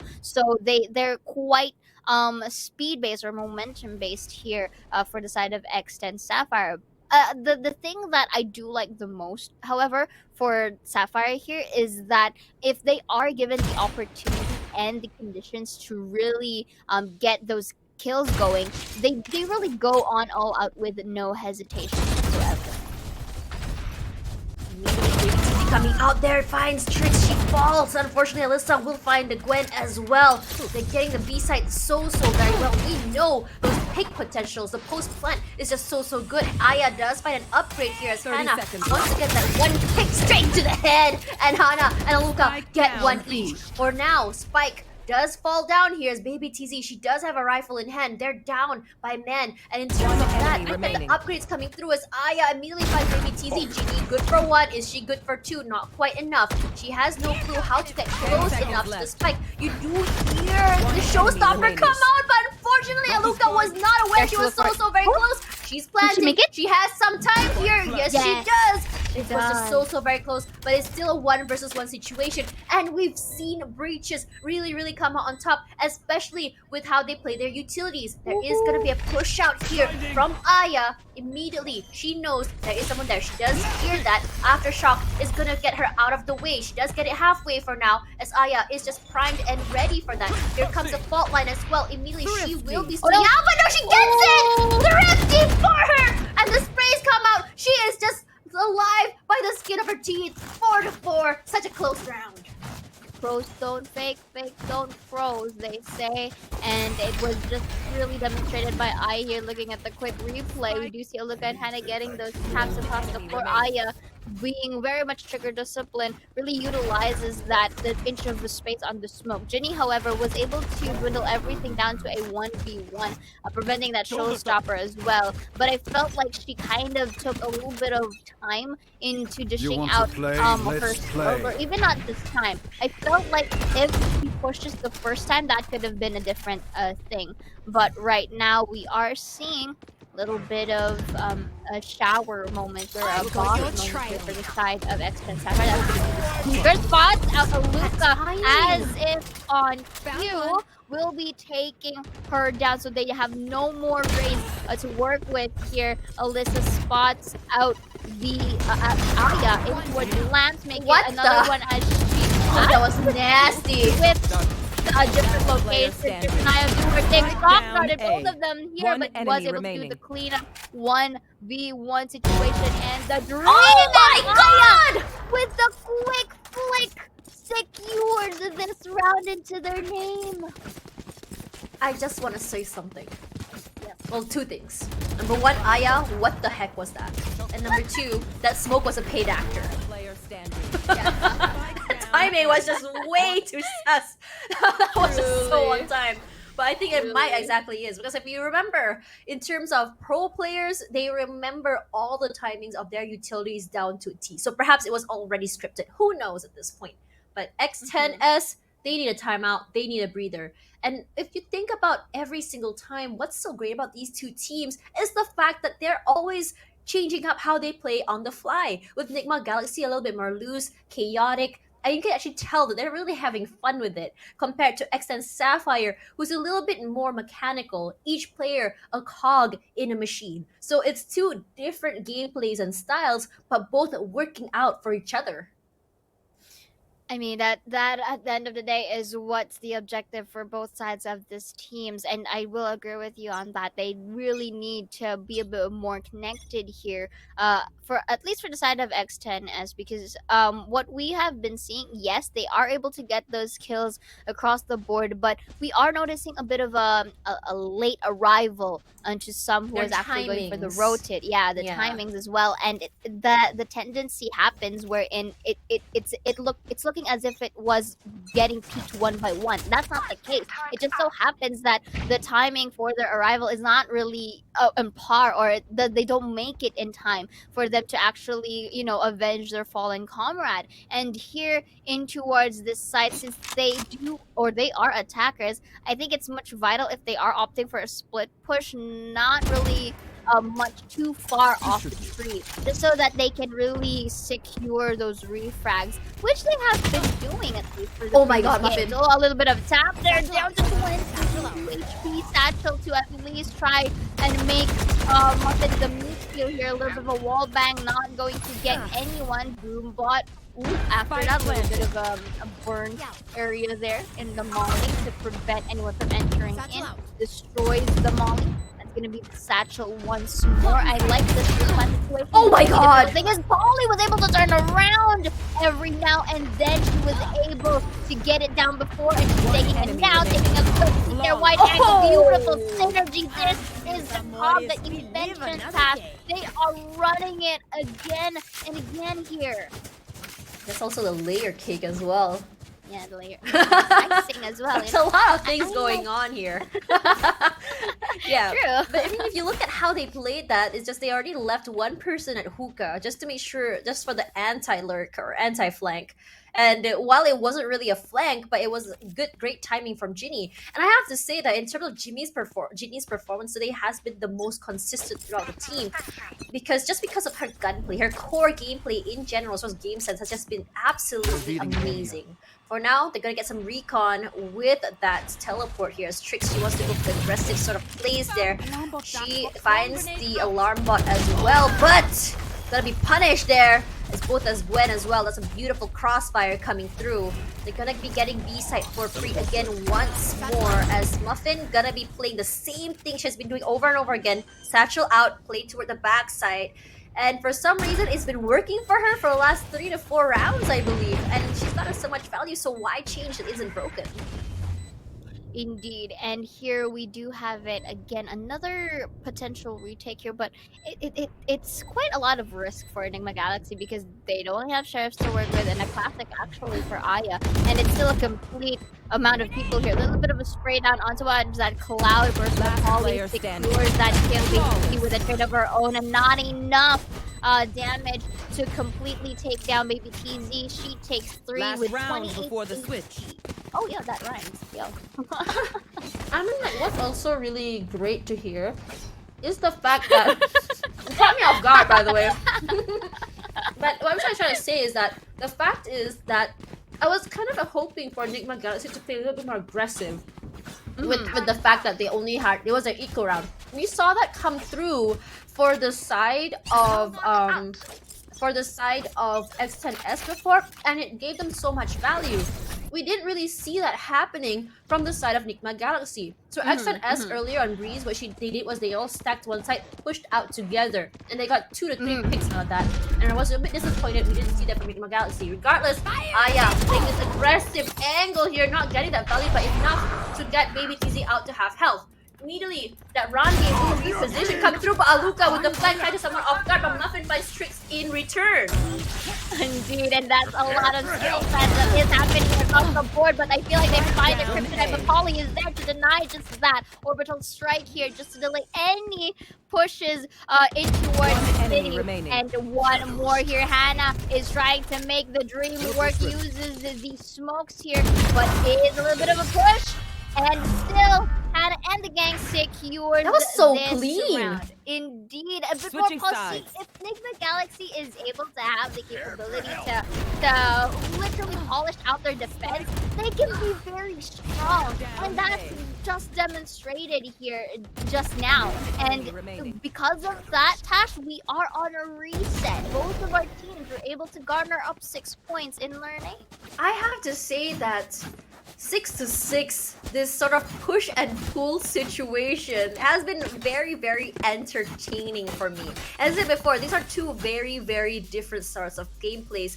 And I think the idea for that very last round was the fact that Aluka was the game changer here because of her flank that caught people off guard. And on top of that, that aggressive push from Showers toward the A teleporter, I believe it was, really gave a lot of value because they both teleported at the same time. So them reacting to that information gave X10S no chance to even move out. They're stuck in that teleporter. They took up so much damage, and because of that, they were just doing that out one by one. So this is those situations where I feel like sometimes X10S, they put so much, I believe, conditions for how they work, for how they want to win around. Yes, when it works, it is absolutely foolproof.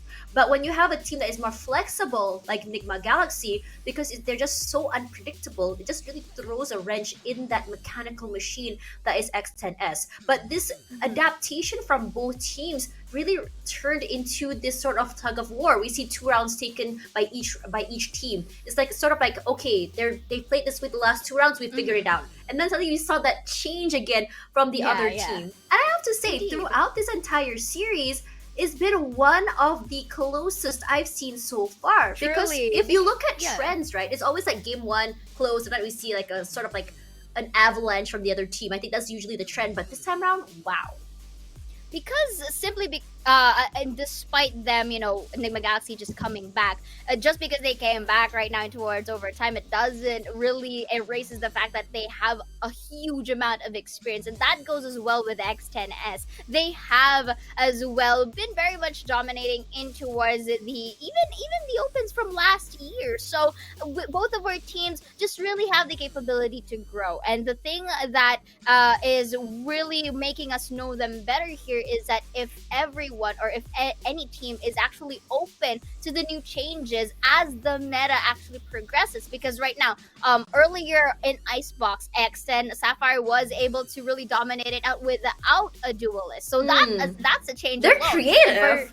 Indeed, and for Enigma Galaxy as well, them being able to thrive in Breeze with double duelist lineup, and of course with some, it's fundamental, but still the way their play style is it mixes with both chaos and very much the smoothness onto how they are able to take some sites. You have to take consideration of that. So their learning curve as the time progresses, or as with each tournaments that they join, is quite very evident here. So it's also very nice to see how close it is, because this is also their chance to gauge, okay, how much have we become stronger here for the previous tournaments that we've been engaging on. And it's being seen, because before we did mention that, okay, familiar names and familiar faces are already onto the top of the leaderboards, but knowing that there are new breeds on the ground, and they're actually quite underrated, and having the capability to outshine those who were already on the spotlight, is something that we have yet to see. And here, if Nigma Galaxy actually does pop off in towards especially the second half, because we've been highlighting it here, Tash, that Nigma Galaxy has very much a very interesting playstyle in terms of their attacker side. So if they are able to thrive here, I feel like Nigma Galaxy's comeback is really gonna pay off. I think what's really great about them is the fact that they're able to just really, really be flexible. I think for a lot of situations, everyone just plays into meta. Everyone just wants to play the sort of like similar gameplay that they see all the time. But sometimes it's okay to play different, catch people off guard. But speaking of off guard, there'll be Baby TZ opening it up, and it's gonna be Aya that'll be caught off guard here. Roomba finds someone. Aluka clearing out the back of sight here. She's good for 1. Are you serious right now? Is she good for 2? Yes, she will be, with the help of her teammate. It's gonna be a quick plant coming in from Nigma Galaxy female, and that's usually the case for them. Gun rounds do so well, and then it's a tug of war again and again and again when we see these two teams. Regardless, Ginny coming in from the backside here, gonna come in with the teammates. Not a big fan of three of them coming through from here because it's such a chokehold, but they're gonna be clearing out lamps with that grenade. Immediately has to give up that space. Hannah eats all of that damage, but Alyssa will be the one taking her out. Tricks trades out Muffin. Alyssa running forward right now. She gets her straight to the face. That was crunchy, I have to say. But immediately Aluka, good for one, has 3k in her pocket. And for now, Alyssa did do quite a bit of damage. Gwen gonna just immediately throw that recon. We saw just now that they actually got caught off guard. As for now, they're gonna be moving forward. And they take this round once again. That was such a beautiful tap from Maluka. Look at the quick replay here. So that's gonna be one. Look, another one. She just slowly peeked. That wasn't even a wide peek to begin with. And Alyssa and the gang, they were able to at least get some kills on the floor. But Aluka with the ghost, it's as if a ghost literally jump scared you. The only problem is it cost your life, but knock on wood. But then again, I heard the knock just yeah. See, I literally did knock on wood.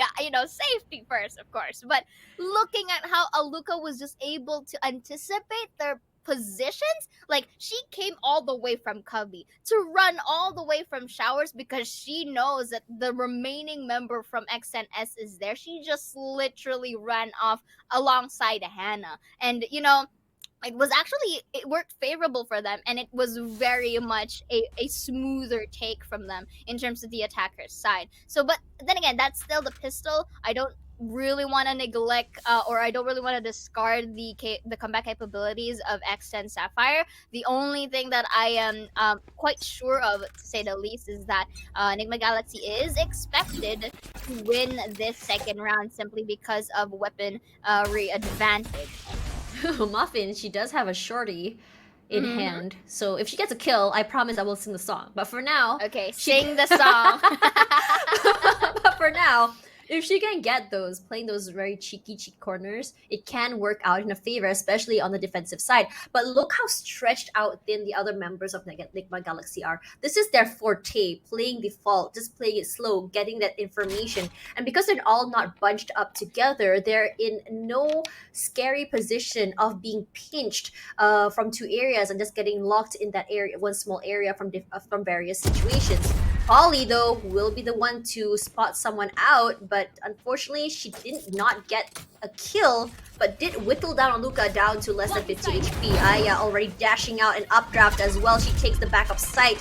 We know there's one person there coming in from Hookah, and suddenly, who is the attack and who is defense? I am confused. Where is everyone right now?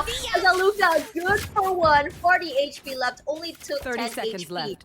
And if you can see right now, Aluka actually did not buy a gun. She just opted to go with the ghost that she had from earlier. The only other members are, because Aluka is hoping to go for that rifle next round. Aluka's so very low. It does go down eventually, but look at how much damage her pain shells did throw out. Trix gets one, and for now, we are seeing that Trailblazer, it's not Trailblazer, guiding light come through, but Gwen from the side, surprise, she says, as Muffin with the crossfire coming in from Trix will be going down. Ginny, last lady standing here. They know where exactly she is. What is she gonna do? Not even good for one, as Gwen seals out this round, bringing them to an 8-6. Beautiful synergy once again for Nigma Galaxy. I mean, you did mention it earlier. You were quite confuzzled to who was actually defenders or attackers. It just so happens that the speed of Nigma Galaxy from taking control of B side actually made them look as if they're like defending the site in general. And you just saw earlier how everyone was on Hookah.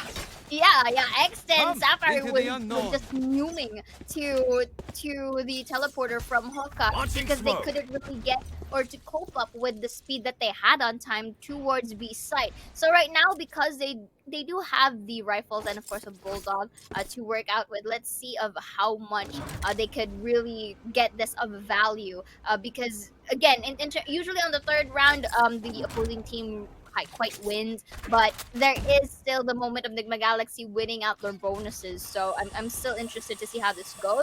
But this time they're actually guarding B long this time, because earlier it wasn't this stacked, but look at this, the pain shell is just so working well. God. It forces out Muffin and Aluka is just there ready, pre-aimed into her advantage. Alyssa, however, does take the trade from Garden, and meanwhile the other members go boom. That's gonna be the flash Spike one. That's gonna be down, another B. as Gwen quickly transitions from a Spectre to a Vandal.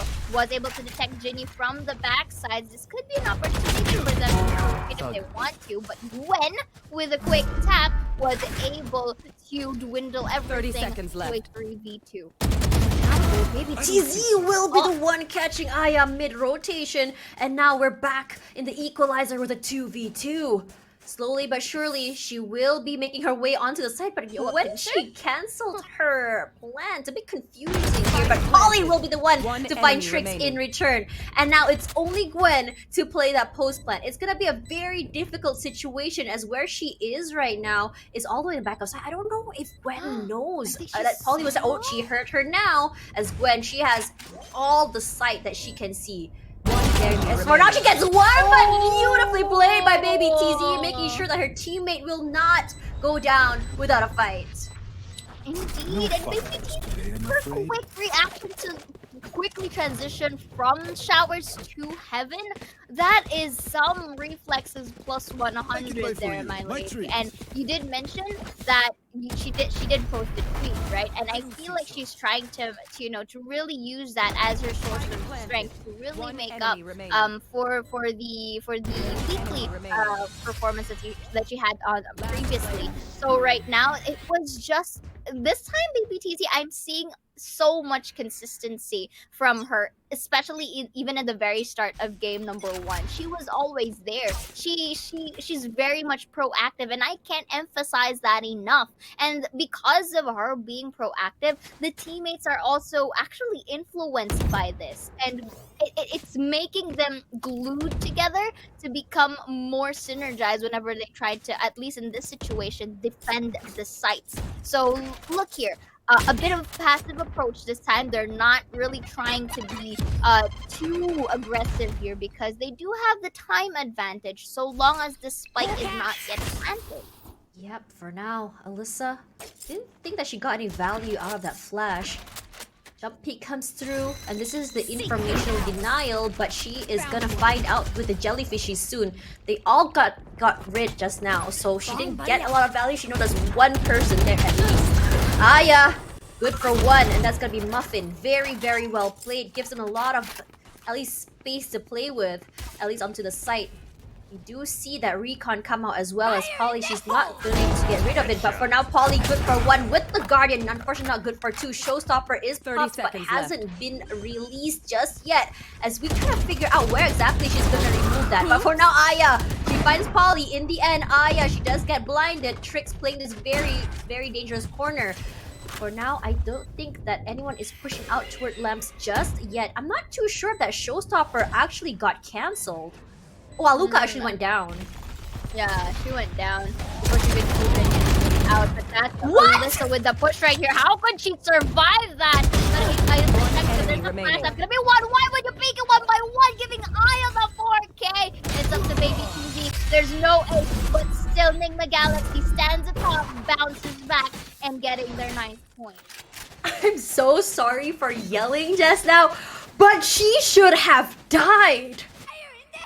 I mean, that is fair. That is true. Okay, but that's I what think happened it's there. Because I think it's because one was flashed. I think she was flashed. Look in here. See, she was flashed. That's why she literally made herself back. But them peeking one by one. Where was that coming from? To say the least, because I feel like that could have been a double peek potential from X10. Oh my gosh, so unfortunate. Baby TZ got spotted out there, had to use her rendezvous to reposition. But if you see in terms of weaponry, X10S not in a great situation. They only have frenzies, classics, but we know that Ginny is really good with that. Just as I said that Ginny will get one at least, but Trix will be the one eating up the damage from her nano swarm there. Regardless, when they know exactly where Baby TZ is, and Aya not gonna go down. Very clean round as Aluka will be the one to go down as they survive. It's a 10-7. And in this half, it is looking so great for Nigma Galaxy. Truly, and again, the variation of their playstyle. Just look, both of them, despite being concussed, they literally just peeked over and just spammed in hopes of them taking one down. And it really worked so well for Nigma Galaxy. And this is again another anticlimactic way to die, opening up the teleporter only to be greeted by a swarm grenade that will lead you to your demise. Not the best way to perish, but you know what, Trix is there very much ready. And notice how speed it was, or how fast they were able to literally eradicate the members of X10 Sapphire, unfortunately. And again, you did mention, because they don't really have a lot of weapon to work with earlier, rush pushes are quite expected here, just so that they can get the rifles on the next round. It was unfortunate though, because Nigma Galaxy, even if it's just your rush eco push from X10 Sapphire, they still anticipated it, and they still conquered them in towards be short. I think Nigma Galaxy was already anticipating it. This is just a game of patterns at this point. Every time X10 plays more of a eco round, we rarely see them take it slow. They want to go fast. They go super aggressive. But but if you look at a different side of the coin, for the side of Nigma Galaxy, the way that they play their ecos are very different. They're a little bit more precise, more careful. They want to get that value, even though they're on ecos. So that's why if you see eco rounds on the side of Nigma, you will see those at least 2 to 3 picks to X10S. But it's not going to be every single round, but they do still try to. It's a very different vibe from both teams on how they handle an eco. Regardless though, they do hear one, and that will be the punish from Muffin. And they're gonna throw out that pain shells just to give them that space. Alyssa playing this very aggressive angle. The fault line comes through, and she gets Aluka out of the way, and she's gonna be smiling for that. So now, Baby TZ, this very, very nasty corners they're playing it is giving them all the value they need. Because of this slow pace coming in from Nigma Galaxy allows them to reposition more aggressively, and Nigma Galaxy actually has no clue. They immediately get rid of that Roomba there. But for now, Trix thinks he has to look the other way, my friend, and that's not happening. It's gonna be a trade-on-trade as Polly and Muffin get one each. Clean round from X10 Sapphire. It was unfortunate because the gun was sticking out near that teleporter, really leaving Polly an advantage to really get that kill going, and Muffin as well to secure. So right now in the very first few seconds of the game, 2 were already out in sights of Nigma Galaxy. And right now, X10 Muffin, I feel like they were able to really take a chill pill. Maybe they just needed to go to the bathroom or something. That's why they called for a timeout, or they were able to reset to their mental state here, because that's also a factor that they need to consider, because it's very huge help into being tilt proof. But speaking of that, look at how Aluka's just taking one that orbital strike, satchels her way out. Saves the only You should run. 6 damage, and this is gonna be the lockdown coming in from Trix. They're trying to lure out the members of X10 Sapphire, and I feel like this is just a way for them to just delay any potential corners that X10 or Sapphire can place it. So that's gonna be a push right here. But they're seeing it's not just what that's going in for the push, but that's a trade for both sides of the team. And now Aluka with a bit of a wallbang from Hookah spots out Muffin in towards Singan. A bit of a sickle, and it did not roll because she took 3K, and it shows. Yo, I got it. God, she finally got it. Her rap dreams just come through there. Let's go. That's was so good. But I have to say, did you see how Nigma Galaxy had positioned themselves there? That was beautiful. It's 3 different crossfires they covered, and they did lose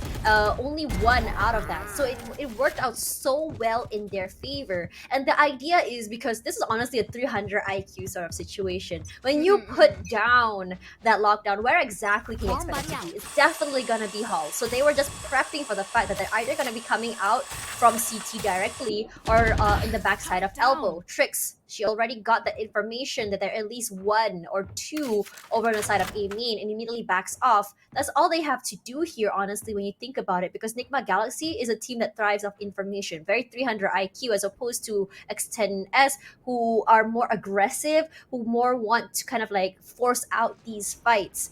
For now, though, Muffin, this aggressive sort of situation here, she is with Baby TZ. They know there's only 1, but immediately, I don't think they spotted out Baby TZ just yet. Baluka will be the one with Ginny in that very, very deep corner. But for now, Alyssa is still there. It was a crossfire, but she'll be trying to play inside of the smokes instead. Tricks, once again, puts up that alarm bot in there just to kind of make sure that no one is flanking through. That will be some damage taken from Baby TZ from the shock dart. Her char is already back up again, and Baby TZ forced to reposition. Yeah, good for 1. Immediately dashes away. No follow-up from there as she repositions to meet up with her teammates. Aluka played this very aggressive corner, but might be caught out here by Alyssa. She knew that someone was waiting over there, and here comes the Seekers as she fights for it. And for now, though, there is a spike going to be planted. It's so hard to really pinpoint when exactly Nigma Galaxy is going to be, as Gwen will be the next victim. Playing behind those Seekers is honestly one of the smartest things she can do, as Polly pushing forward toward long here as Aya does not want to be seen. Muffin as well pushing out. There is going to be 1-for-1 here, but here comes the showstopper Hannah. Good for 1, a Muffin blows up Hannah in return! And for now, here comes the pink shells as well. Muffin is just praying and praying. 13 HP left. Wants to just buy some time, not allowing that plant. And for now, all Muffin can do is just try to get it all the way through. And Trix finds her at the very last second. There's a lot of oohs and ahs and Match what point. moments in there, okay? Just one.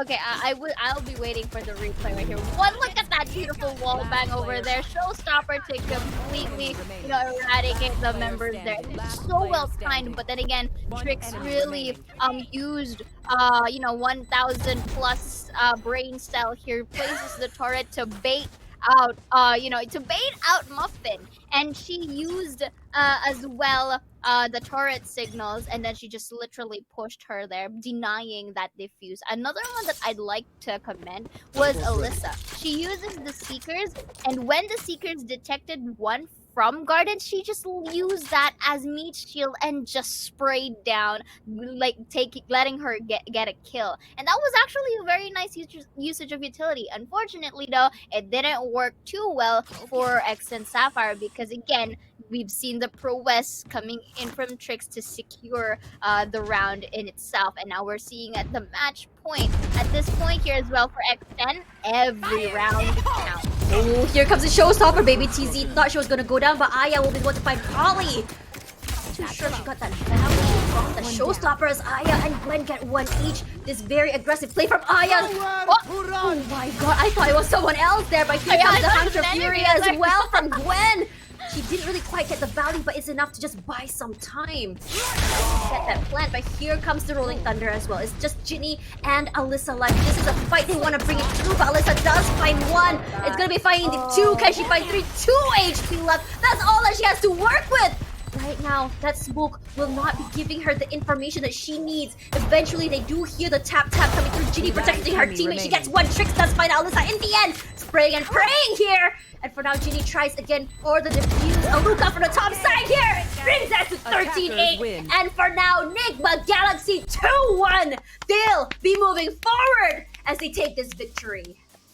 Nigma Galaxy started from the bottom, now we're here. And that was so beautiful. And they were able to really turn the tables around. Game number 1 was really in the hands of X10 Sapphire, but that was actually still a close fight. Coming into rounds number 2, they went overtime, and still they were able to conquer Breeze. And even though we've been mentioning that they weren't really looking for corners, they actually learned their lesson. Now they're very much being cautious, and as the game progresses, they were able to polish out both their defenders and attacking side. And it was clearly evident here in towards our game number 3 in Bind, wherein during their defender side, it was polished enough for them to get that reset or that 6-6 scoreline. And when it came into the attacker side of Nigma Galaxy, as anticipated, they were able to literally pop off and to just